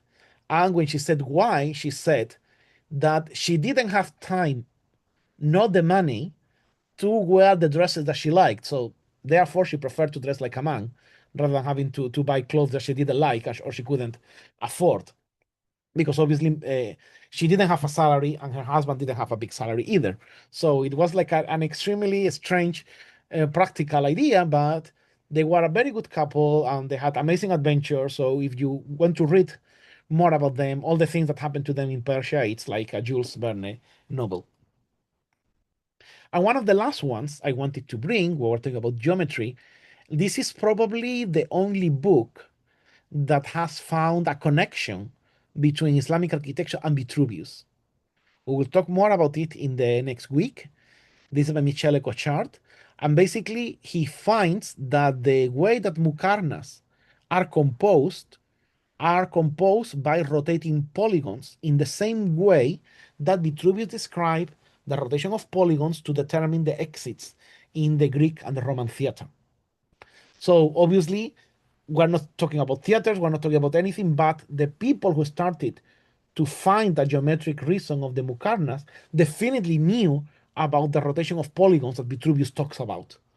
So it's the only link, however weak, that we can find between Vitruvius and Islamic architecture. That's why this book is very, very interesting on that regard, and also explains in a much more geometrical way how to design muqarnas, which up until the moment they were following Owen Jones' description, which was more like, okay, you have a series of 3D figures and you just put them together and then they result on something pretty, but without any justification other than you just put these pieces together.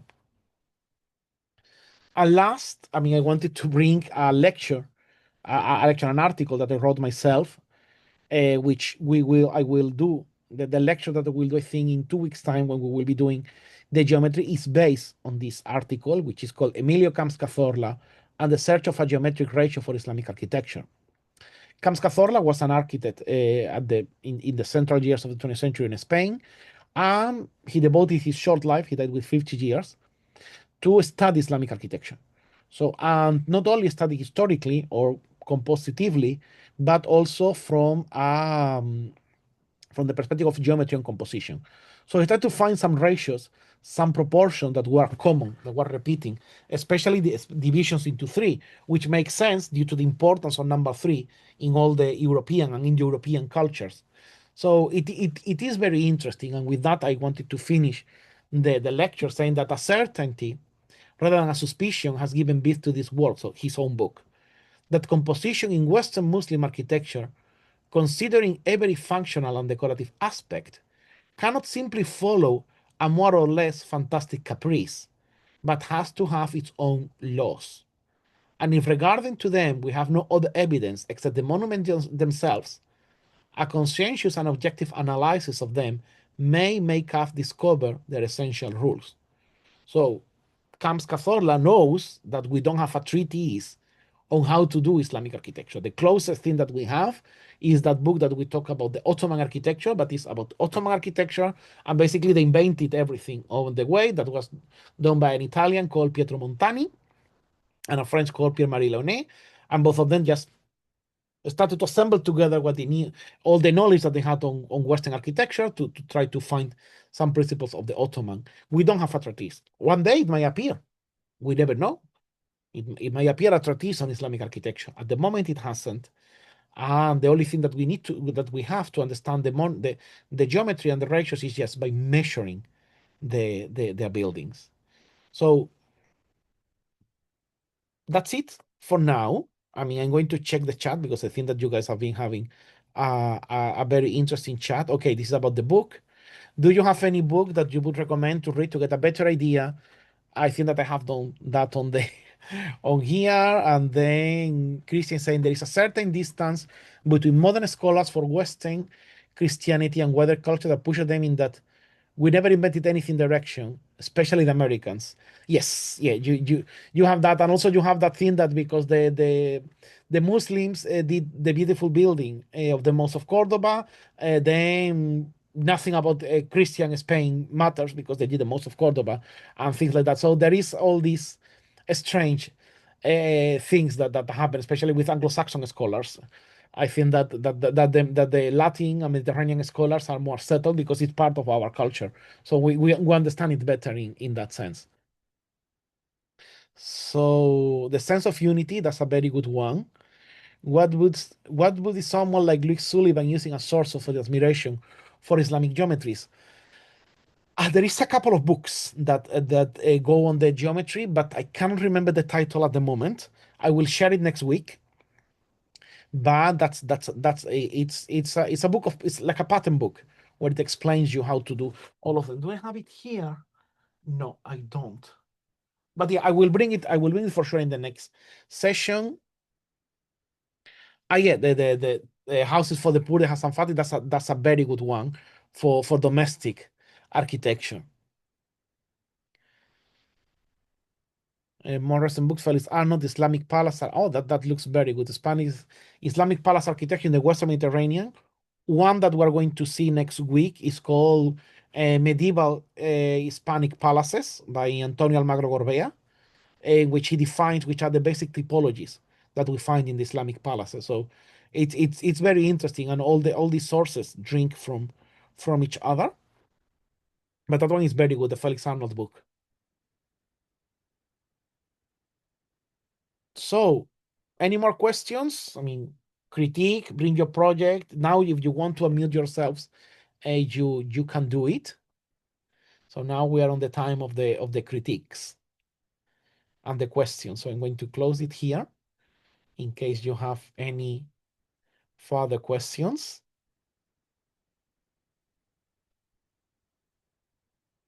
No, nothing here. No questions.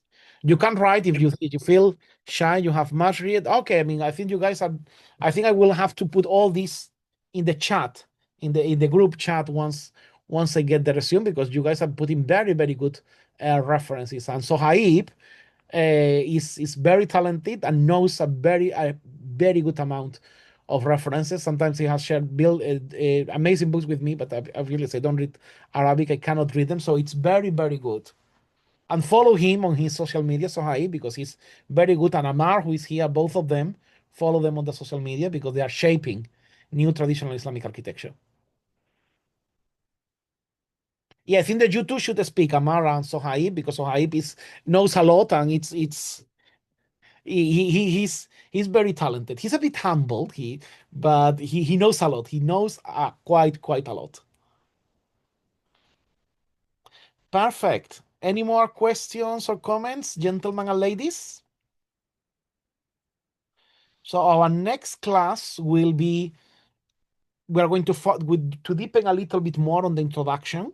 We are going to see the first buildings done by the Umayyads. We're going to see the buildings done by the Abbasids, so that we can see the foundations on the Islamic architecture, and also especially the Umayyads, how they take the architecture of the Byzantine territories that they had conquered and how they start reinterpreting it. So we're going to talk about the Mosque of Damascus, but we're also going to talk about the temple in Baalbek. We're going to talk about the palace in Rusafa. We're going to talk about a lot of all that transition that is what shapes what is going to happen later, and we're going to finish with the Mosque of Cairo one. So that's going to be like the next one, and then we're going to move towards typologies and the others. And then you were asking Safavid architecture, that will be in autumn. So we're going to do the west in spring and the east in autumn. Pablo, I do have another question Yes. related to the length of the course. So is this planning to span the entire length of the year, or how long are we delving We- into let me Islamic architecture, like the let me entirety of it? so the program as it is now, we're having 10 weeks to the what we'll be having is it's going to be 10 weeks for the east, 10 weeks for the left, for the west. So we have it here. Just 1 second. Yes. So we're having up till the 30th of May. So next class is going to be typologies and spaces. Then we're going to go geometry and composition, Umayyads and Abbasids, so that we get all the origins on the west up until the collapse of the Abbasid Empire. And then we focus on the most of Cordoba, Madinat al-Sahara, Taifas, Almoravids, and Almohads. Then we'll Alcazar of Sevilla, the Alhambra, and then Mudejar by the 30th of May. We might finish later because, in some weeks, the dates will move, but all of you are subscribed to the WhatsApp group and you will be informed of any changes on the dates. But that's what basically will be happening. And then from late September onwards, late September, early October, after we do the Classic Planning Academy jury, we will start, and then we will start a little bit with Ottoman and the Safavid and the Mughal, etc. architecture, and then we will finish with a couple of classes on revivals up until end of November, December. So probably they will be mixed a little bit with the Brazilian school, etc. So that's a bit the whole program for the year, because initially I wanted to have in 10 classes all, but then I realized no, it's pointless to try to put everything together and to try to condensate, especially when you all know me already, and I don't I don't do that. I keep talking and talking. So I just thought that it could be better just to divide it into two, maybe into three parts, and then we'll see. But I thought it will be good to have this collection of content, because I think it's not available on YouTube anyway, so it will be good for everyone to have it.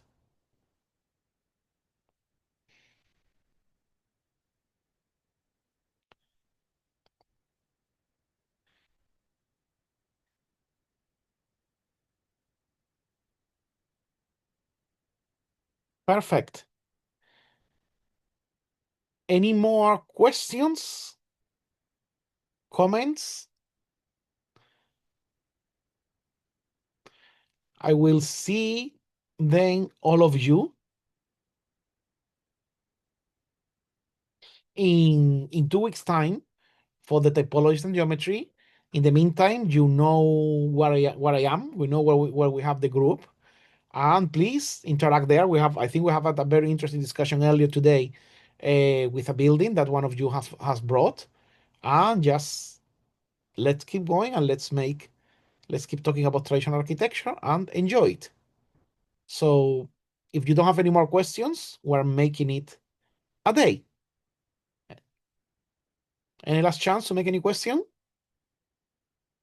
Okay. Pablo, are we going to criticize the You want cafe, a little cafe? you want to? Yeah, yeah. Bring your project. If you have any time. Of course, I have.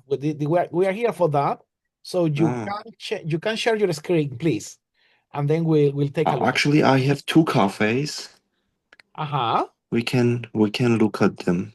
Yes, please I send. just need to connect with my. I just Sure, need to connect with my computer sure, please share in a the screen. second. Mm-hmm. And share the screen. Okay.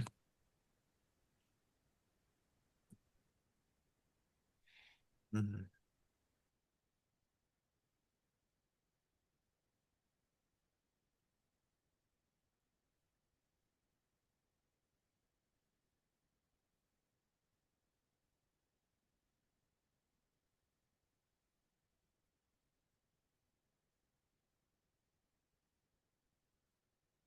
So this one. We'll see. Okay. Oh wow. Ooh. Hello. So this one is a little cafe. Mm-hmm. This is a university project. So I need to do a little introduction. I used to be a student, but they invited me to teach students, Mm-hmm. but not architecture, but Revit, architectural program. Mm-hmm. So as a classical architect, I started to introduce some students, a lot of students, about classical architecture because, in every university, in the majority of universities, they are brainwashing students, Bauhaus, Corbusier, and Of course. everything. So the students that don't know about beauty and everything. So some students wanted to do their small architectural projects. Those are freshman students. Say they wanted to do classical architecture, so I helped them with my supervision, of course. Mm-hmm. So this one is a little cafe in Dilijan. It is northern Armenia, Mm-hmm. mountainous, wood, this mountainous and foresty place. So this is the first floor. Mm-hmm. People would enter from here. In the middle is bar. Mm-hmm. So those are the chairs and tables. And from here we are going downstairs. Downstairs is the main kitchen and this toilets. And this is the ceiling plan. And in the middle of ceiling is the skylight, oculus. Mm-hmm. Mhm. Um, so here are the sections, facades, Mm-hmm. another section, interior 3D. So those are my minor corrections to a student. Mm-hmm. Mm. I mean, And I this is I am mm, quite impressed. I mean, with the students' inventive. I mean, it's very nice. I mean, mhm, I hope that you have been. I mean, have you guided them on the building because I can see the Temple of Venus in Baalbek here, which is very good. mhm, Which is it's very good because it's actually a very bloody complicated building to design. So mhm, it's very nice. I mean, I obviously, I mean, this is the curvature of the building, but mhm, I see something strange in the relationship between the entablature and the columns. mm, if this is Mm-hmm. like the entablature, is doing the thing that it should never done, there is a very bad alignment within the upper diameter of the capitals and the entablature. It's floating in certain points, so that should never happen. So you see there, yeah. So there is something Yes. odd going on there, and also here, especially. Mm-hmm. I mean, you have point, especially here. Where? Ah, yes, yes. There is something that is not. I don't know if it is the entablature or the column should be either or. There is something odd in the position of the column Mm-hmm. there. And also, I mean, the thing is that if we are using a Corinthian, I mean, we should be having the modillions and all the other Mm-hmm. elements. So there is elements missing on this Yes. order. But the Mm-hmm. thing is that I don't know if it is the student who didn't have the time or not, because obviously, I mean, we're modeling in Revit, but Oh, she doesn't have any time. The day after tomorrow is her presentation day. okay, I mean, obviously it's too late. But Mm-hmm. what I would have said is that if you don't have time to do a Corinthian order, don't do it. Mm-hmm. You can do a wonderful Okay. Tristan, you can have a wonderful Ionic.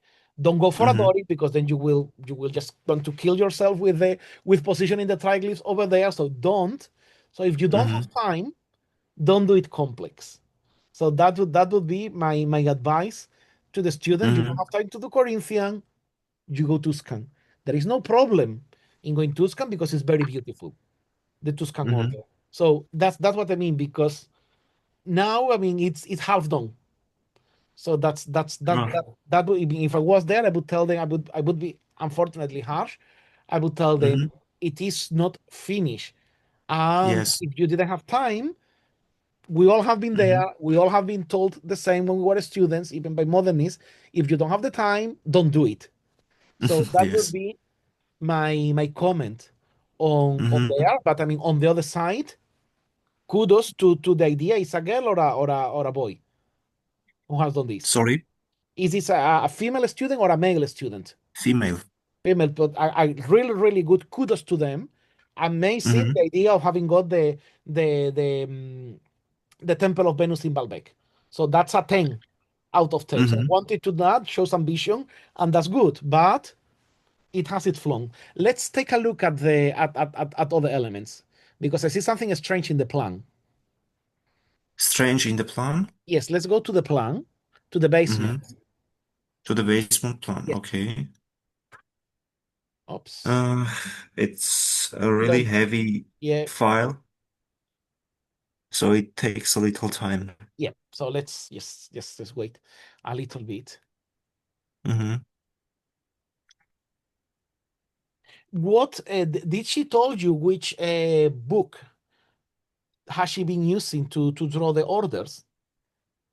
Is a Corinthian from Actually, I Genoa? helped her with orders. Okay.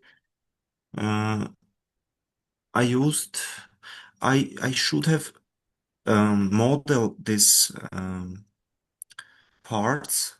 Mm-hmm. I forgot the English word. Modillion. Modillion. Modillions, yes. I forgot the mod. I didn't forgot. I didn't have any time to model modillions and also balustrades. I mean, the balustrade Balustrades. is okay because you can always say that it's a parapet. Just Yes. leave it there. So, okay. So, show me the plan that is to the right hand side, the one that says 1516. Sorry. Okay. 1516. Okay. So I see. So you go down. I mean, it's Mm-hmm. just a bit of functionality. So you go down to this bottom, and then you have to go up to enter into the toilets. Is that correct? Mm-hmm. Yes. No, no, no. You go down and then you go down again. Okay, I see. Yes, yes. Don't you have? So this is lower than this level. Am I right? Mm-hmm. Yes. Okay. Yes, yes. Aren't you having a crash with the head height in here? No. Okay. This was the main reason to put this a little down. Mhm. So I see. we Okay. have 2 meters space for people to go down. Okay. So average height in Armenia is 1 meter But 70, to be honest, 70. I would have probably left all this. like this, because Oh. doing a slab Mm. like this Oh. is as expensive or more expensive than doing just the straight cut. And you could have, I mean, this is more the functionality. Let's go up. Mm-hmm. Let's see the ceiling. Ceiling. Okay. No, not the projected ceiling, which looks amazing. Let's see the section. Section. Oh. Yes. Mm-hmm. Zoom a little bit. Mm-hmm. There is something strange going on here. Zoom all this Okay. area that I am touching in red. Yes. Yeah, zoom it a bit more there. Mm-hmm. Zoom a little Yes, bit. yes. Thank you. Mm-hmm. There is something strange happening in all these corners. Mm-hmm. And when we're transitioning from inside to outside, we don't need to copy the cornice that you Oh. have in the outside. You can have a Yes. different one because, Mm-hmm. I mean, and obviously, I mean, here you would have the modillion that is Mm-hmm. missing, but you could have perfectly omitted the column and do this in a different way. So you Mm-hmm. could have, and Christian has made a very interesting comment, which we are going to read now, but read it because Christian always has very good comments on that record. Mm-hmm. So I would have put your architrave, I would place it here, Mm-hmm. then Yes. your entablature would be somewhere here, and Mm-hmm. then your cornice would be somewhere here. As a Yes. conclusion, you are getting all this distance Mm-hmm. to your cupola, which means that then you will have a much more gentle curve in here. Oh, sure. So you reduce a Sure. little bit the whole thing, and in any Mm-hmm. event, if you want to keep the shallow dome, you need to create something more like this, a bit more gentle. Oh.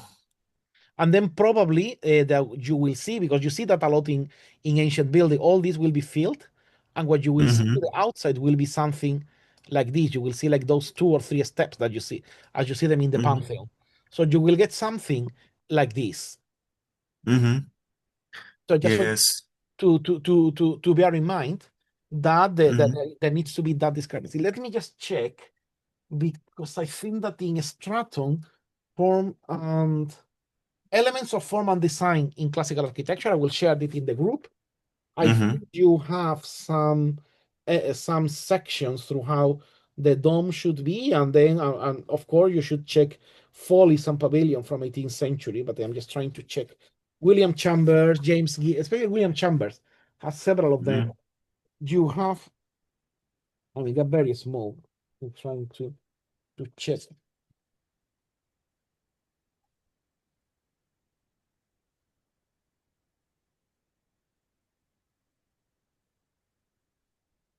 No, I mean, with John Swan as well, you should check. I'm trying to see if I Mm-hmm. have here yes. So you have here some sections to domes. Oh, good. I will send you this book, and then you have some sections here as a reference. But you could also check William Chambers and James Gibbs. You will get things like that from there. But actually, I Okay, mean, I will. this is, remember, I don't know if Federico is still there. I don't think so. But actually, I was speaking the other day with Federico Iborra. I think you're here, no? Mm-hmm. Ah, no, he's not. But we were talking about that should be someone should write a book to explain all the little things, to compile them, because now they are like spread all over 10 million books, and people don't have the patience to Yes. look on them. So there should be another compilation on the matter. Mm-hmm. Oh, yes. To be honest, uh, I became a classical architect a few years ago because when I was studying, they were brainwashed us so much that we became the box planners, Of course, the box planners. And when I started to work, I really hated my work. I used to remember that I really wanted to become an architect, and I started to remember some things before I studied architecture in the school. I started to remember why I decided to become an architect. I remember I was walking in the Yerevan and we have this old, nice looking buildings, classical buildings. And I was thinking as a child, when I will become an architect, I will design like this because modern buildings look ugly, really ugly. And but they brainwashed me. But after graduation, I remembered everything, but I had really big gap of knowledge in classical architecture. They didn't study us all of this. I didn't know how to design a cupola. I didn't know where to find a book, how uh, to to to learn from this book how to design a cupola or something like this. I just learned everything that you see by myself. My brother helped me a lot. He's also classical. He opened my eyes. He helped me to open my eyes and try to change. I became a teacher in the school class in National University Mhm. to change students' minds, to That's open really their good. eyes. That's really good. Yes. Mhm. That's really amazing. And I think Mhm. that also all of us here, Mhm. we can tell you. I think that you have told everyone's story. Oh, yes. Everyone present here has the same story to share with Yes. you. I think that all Mhm. of us, because we don't have anyone from Notre Dame. So, Mhm. well, Christian is doing a master in Notre Dame, but he has the same. We all share the same trauma. So this is a support Mhm. group as well. So you are not Yes. alone. You are not alone. So I think we should start like, "Hello, my name is Pablo," and then say, "Hello, Pablo." So if we want like classes is anonymous or something like that. The I funny was thing, so the funny thing, Pablo, is that even the professors, all the old generation of professors in Notre Dame, have the same story. Yeah. I mean, Notre Dame, as it is now, was founded by Thomas Gordon Smith, and Thomas Gordon Smith had a modernist education. He was amazing classical, but he had a modernist education. So oh. so now, and I think that now there is another generation that is doing that. But I would say that, I mean, it's really great. I really Mhm. love the reference. I don't know how right or wrong they have got it, if they have actually looked at Mhm. the one I'm talking about, not the Temple of Venus in The Baalbek. Temple of Venus, Baalbek. Yes, this one. Oh, I didn't see that actually. No, But okay. me and this student, last year, we did one project very similar to this one. Sorry, sorry, I have this Sure. little call. Hello? That's amazing. I think that, I mean, I mean, it's good that Aram has come today. I mean, we need to he needs to speak more, tell us more about what he's doing in Jeberan. Sorry, I am back. That's okay. I was saying that Mm. we need. I want to know more. I mean, I would love to speak with you in later in private or anything. I mean, this is the Yes, Temple of sure. Venus in Baalbek. Yes, To know yes, what we you're did. to know more about what you're doing and how can we help you more on that sense, because we are up to the game. I mean, and knowing that you are actually teaching classical architecture in Jeveran, it's positioning you very well in the whole movement. I actually my work is to teach them how to model and Revit. Ah, But okay. I give them some projects. For example, last year I gave them, let me see, it will take a little time to open. Mhm. I gave them to copy from Le Petit Trianon from Oh, nice. Versailles. Very good. Yes, and they copied it really well. I helped them a lot, but it it worked out pretty good because the student who, after my classes, went to another modernist architects, professors, and they gave them some soulless boxes and everything. And the students came after this came to me and told me, uh, Aram, after your Le Petit Trianon, everything looks boring and depressing. We need to design like this. It usually Let me happens. see. Sorry. It usually happens. I mean, once you try classical, you don't want to go back. Yes, yes, yes. And every student now is depressed because they are under pressure, big pressure, because in whole university it is only me, and all of professors are against me, and one of professors even wrote a huge post about me. He Oh told me I God. have an enemy. I have um I'm sorry for that, but I mean, I think, yeah, I it's think that okay. It's you're telling the story of everyone around here has tried yes. to do Yes, something. yes. I'm representative of Armenian classical movement Yeah, yeah. right now. Is there Yes, me and my is there an Inbao chapter in Armenia?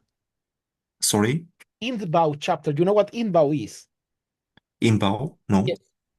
Okay. Yeah. Ah, yes, yes. Ah, yes. No, no, there is no. You should. There is no. You should Yes, create I should. one and then do your summer Mhm. school, and then we go there, and then we help you teaching. That will be good. Yes, yes. I was thinking it would be good you to come and teach Armenian students. Why not? Why not? I have said that Armenia is very nice, Yes, and also apparently you're Armenian welcome. is similar. It has some roots with the Spanish. Yes, So, and the food is good. So I'm up for good food. you're welcome. No, but I mean, I have heard that Armenia is a very beautiful country, and also I think it's Armenia where you have the oldest the oldest Yes, temple still in use, yes. converted into a church, something like that. No, it's a beautiful classical temple that you have there, and it's like, I mean, it was the funny thing is that it is a proper anastilosi. No, all the pieces were scattered and they were rebuilt in 20th century. Mm. Yes, if we have a lot of ancient, not ancient, we have only one ancient temple left, Garni Temple. We have a lot of medieval churches and monasteries all around Armenia. Yes, it's traditional. Yeah, And when you look at traditional Armenian church, medieval, you look at French or German, they are look pretty much similar with some differences. I don't know. I noticed this. I it don't know. does because I mean, we were talking before. So the Hmm. Armenian churches, the way of doing those churches, because they were the first ones. Christian is mentioning now that the Armenia was the first country to adopt Christianism.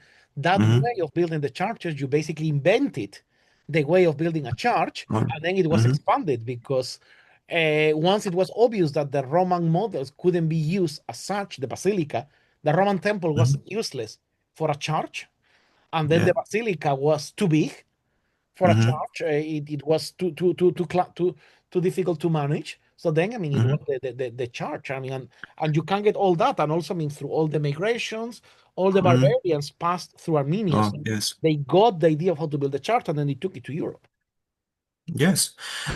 Uh, we have one church, Yereruik. It's built on ancient temple's foundation. The temple was destroyed by Christians. The early Christians were barbarians. They destroyed a lot of temples that were built in Armenia and used by pagan Armenians. Uh, they destroyed the temple and they left the foundation and they built Yereruik and they built the Okay. church on it. Armenian churches, yes. But you know, I mean, there is. I mean, it's once you take a look at them, it's the basics of the progression Mhm. of later churches. I mean, there is a little bit of Byzantine architecture here, but I mean, this is proper Romanesque architecture before Mhm. Romanesque. Yes, yes, So that's true. these are the bases that later would be used, and because they were Hmm. very early, the architects Hmm. there in Armenia were still capable of still using the Hmm. knowledge of the Roman techniques. Hmm. So that's Yes, what makes them but so extremely great. Armenians fell under Turks, Seljuk Turks, Yes, and the development of church building and architecture stopped. Wait till today, we build churches like this, but in Europe, people developed, they had Renaissance. If you look at Armenian churches and European churches, medieval, they're pretty much the same, or Armenian paintings, church Yeah, paintings, and French paintings, they look pretty much the same. But because of we fell under these Turks, our development, natural development, stopped. yeah. I In think it Europe, happened that well in Eastern Europe. It was not mhm, only the entering onto being dominated by the Turks. It was mhm, also that the Orthodox and Apostolic churches they got mhm, like settled. So it was like they reach the peak and they just mhm, stayed there. While the Latin Church kept changing and changing and changing and changing, mhm, the Eastern churches they just reached a peak, which would say, I mean, it was at the end of the first millennia mhm, after the iconoclasm, they just reached their peak and then they just stay there. mhm, It's yes. just not it's not that they got stuck or anything. It's just they reach, let's say, they reach the peak of the perfection Mhm, for the liturgy, for the doctrine, etc. While in the West, doctrine, liturgy, everything keeps changing, and because of those mhm, changes, that's it. Because if you go to any either Armenian Apostolic or Greek Orthodox, Armenian Orthodox, etc., the liturgy that you follow is the same one as 2,000 years ago. mhm, yes. You go to any Catholic church, the liturgy that we are having is from 1965, something like that. Yes. So it's like it's not even the Tridentine from 16th century. And before, I mean, there was 16th century, and then before there was several ones. So Mhm, there is so I think that because you got settled in mhm, liturgy and doctrine at the end of the first millennia, then all the architecture just stayed static because it didn't need to evolve. Because when you mhm, look at civil architecture, it evolved. It mhm, kept changing. Why? Because civil needs kept changing, but a religious need didn't. So that's why the mhm, religious architecture stopped, because it happened in Russia, happened in Bulgaria, happened in Greece, Romania, etc. And it's not only the mhm, Turks. Let's see the comments. I mean, it looks like you have mhm. Novus Ordo. Yes, correct. The Christian has said it in a very good way. The Seventh Ecumenical Council regulates the earth in the East tightly, and then yeah, and then yeah, well, in the West it has been changing. Mhm. Perfect. Yeah, well, I mean, thank you for sharing all these, Aram. I mean, I think we need to talk more, and we need to see how we can Sure, help you more on promoting all these things in Armenia. I will be sure, super happy to do it. sure. With pleasure. Looking forward. Armenian church in Iran are Yes, we have a lot of churches. yeah, Armenian monastery. Yeah, I mean, because back then, I mean, I think that historic extension of Armenia. Armenia was bigger. Yeah, you Hmm see, Armenia was much bigger than it is now. So that's why you have probably yeah you have a little bit of North Iran. I think Erbil is more Yes. or less here. So yeah, you were controlling all that. That's why when This all was this area was Armenia and everyone was mhm, passing by here, all the Armenian churches mhm. got the influence. This was ancient times before this was during Tigranes the Great. Yes. Uh, he- After Tigranes the Great, Armenia fell under Roman rule, and gradually, with the territories becoming to shrink. Yeah. But yes, become to shrink. I think that is like here we have like some maps with Hmm the extension over the time hmm at the Tigranes.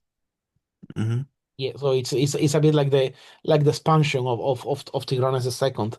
And I hmm think I remember that I think it was Leon Battista Alberti actually talks about Tigranes and the cities that hmm he founded. So that's hmm also very, very interesting. Yes, he was uh, he was known not as a conqueror, not only as a conqueror. He was known as a builder. We had few Tigranakert street, Yeah, not streets, cities. yeah, Tigranakert, few couple of them.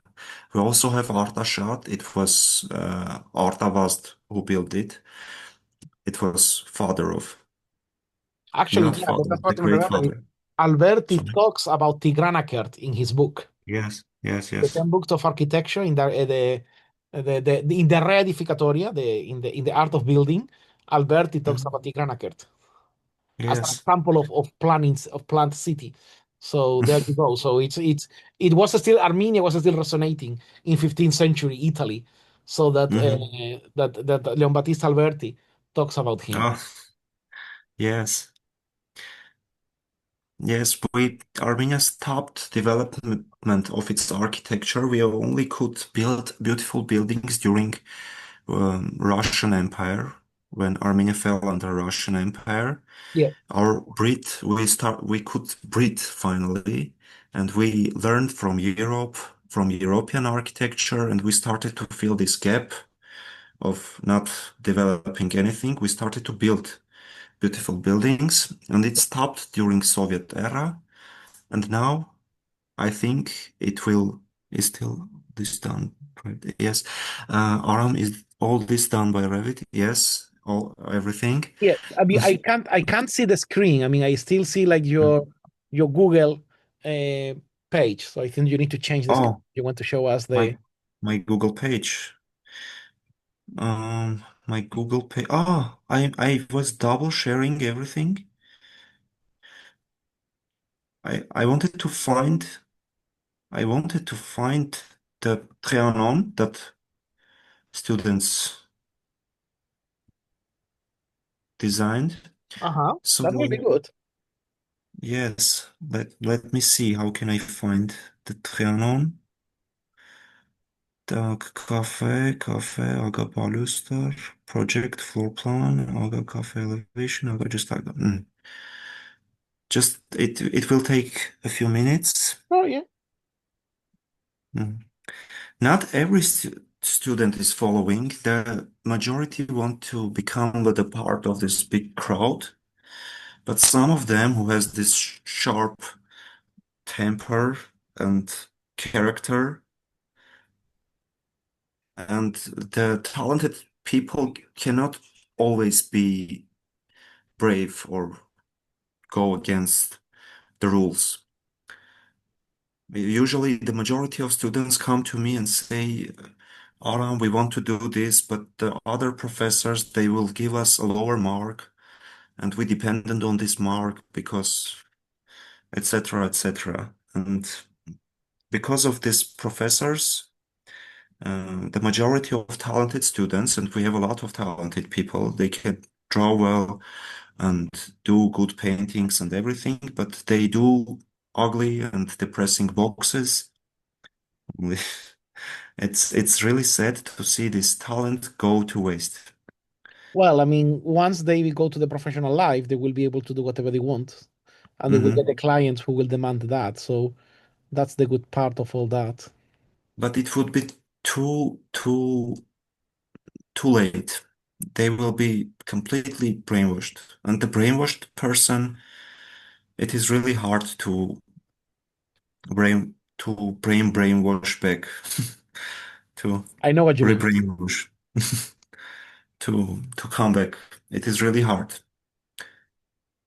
Which book did you use for the drawings of the Petit Trianon? Which book? Ah, I will send it to the chat. The Boston It Architectural was this. Club? Yes, it was Ah, the okay. specific That- book about Trianon. yeah, yeah, It yeah. has everything. I think Yes, it's the Boston Architectural Club of 1921, the one with the yes, yes, yeah. That's a good one. Miguel has a question. yes. So this one is a Oh yeah, half. nice. Yes, but this is not finished. They finished it, but I couldn't find the file. I couldn't find the proper file, but I will find and show you the next time. Everything was finished. The roof, the rooms, everything. Oh wow, it's. The small windows, but they modeled everything. I think the columns are not in the right place either, but it's very nice. Columns? Yeah, they are, Yes, maybe. they are like this. The entablature is projecting too much over the column. Mhm. You see, I mean, it's the entablature should be This is pushed back. Yes, yes. This is not the proper entablature. This is not finished work. Ah, okay. It's I work in can, progress. I will send the picture of finished one to the chat. Oh, yes, please. Hmm. Okay, bring your projects here. Off topic. I will Yeah, you can put it in off a topic. topic or yeah, Mhm. or I'll inspiration be because it's honest. something to feel inspired at. Hmm. Ah, this one is the I find I I could find it. Hmm. Can you see? Oh yeah, that's very nice. Yeah, this looks exactly like the yeah, and this looks much Hmm. better. Yes. This looks like Hmm. totally like the Temple of Venus in Baalbek. And then the other Yes, this one, is the oh yeah, same student. yeah, Hmm. oh, very talented student, Hmm. very talented. Hmm. It's lovely work. I mean, I'm going to share it so that everyone Hmm. can see it. So let's share the screen.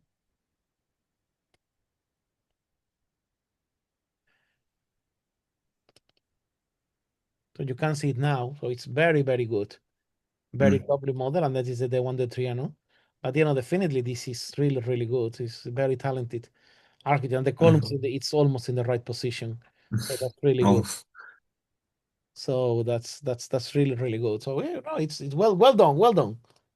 Hmm. Perfect.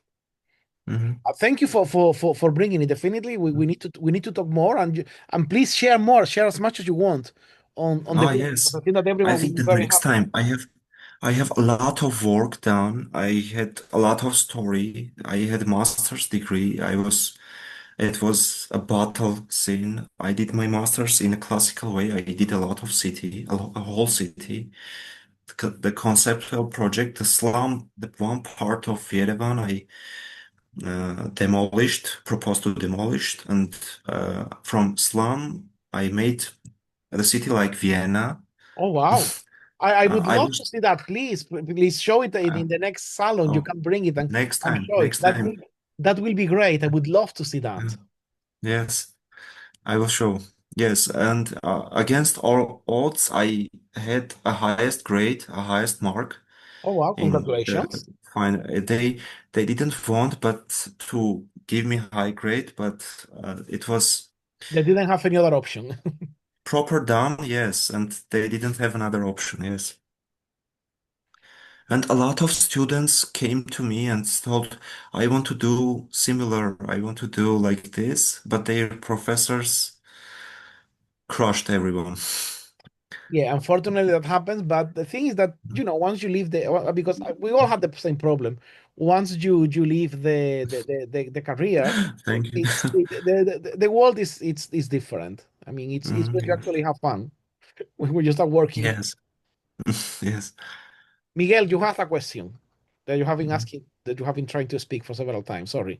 No, it's okay. I just wanted to share, Adam, that I think it's also a matter of how much character each person has as an individual. Because I also went to architecture school. I'm from Mexico. I studied architecture Hmm. in Mexico for 3 years in a school that likes to call itself the Mexican Bauhaus. So that tells you Yes. enough about how much they try to push this modernist agenda down your throat.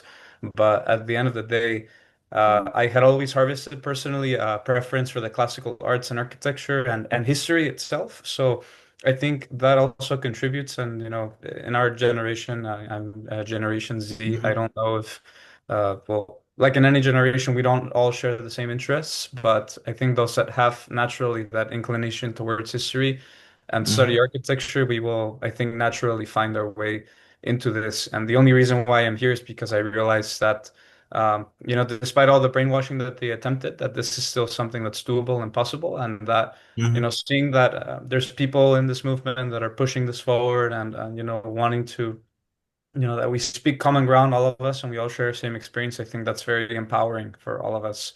And when you have that, you don't have an excuse to Hmm. not do that anymore. So just Yes. wanted to put that out there.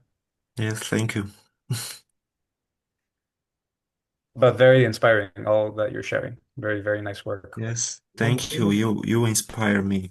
thank you for bringing it. It's really great. It's really great to see that all over the world people are doing this, and that, yeah, Mhm. it's really great. Perfect.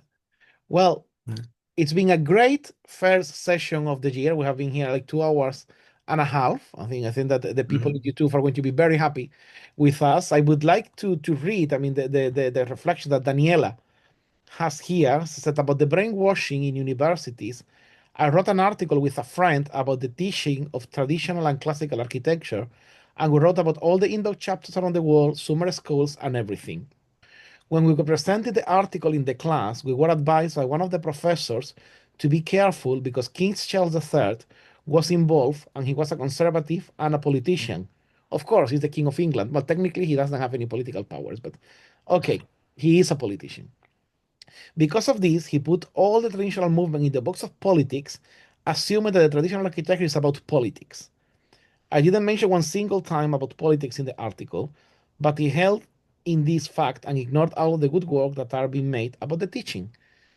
I'm sorry that you had to go through that. I wonder what they said about me because I think I know the article you're talking about, and or the Classic Planning Institute or all the others. I'm sorry about that, Daniela. But I mean, we could speak for hours about politics and architecture, and you know that we don't like talking about that, at least in public, because then the algorithm on YouTube just penalizes us. But yeah, I would say that yeah, everyone says the same, and then nobody knows what to do with Terragni. Or everyone keeps saying the same, and then we talk about Miguel Fisac, a jewel of modernism. And if you want to check Miguel Fisac political ideology, just go and check it because it's very interesting. So, I mean, I think that yeah, I mean, it's not political at all. It's just the aesthetic above all. It's the ideology. It's modernist ideology has to triumph over tradition at any price.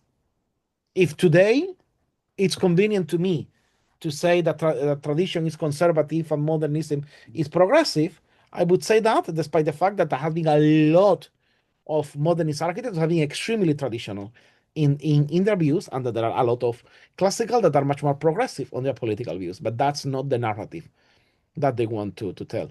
But as I always say, as Don Quixote said, they bark, therefore we move. And Mhm. that's the important thing to consider that we are moving. Perfect. Gentlemen and ladies, thank you very much for coming to this first session of the year. Really productive. Really happy to have met Aram. I hope that you keep coming and you keep showing your wonderful work, and this Thank is you. extended to everyone. And I look forward to meeting you in 2 weeks' time on here in our tertulia and in the and we see each other in the group.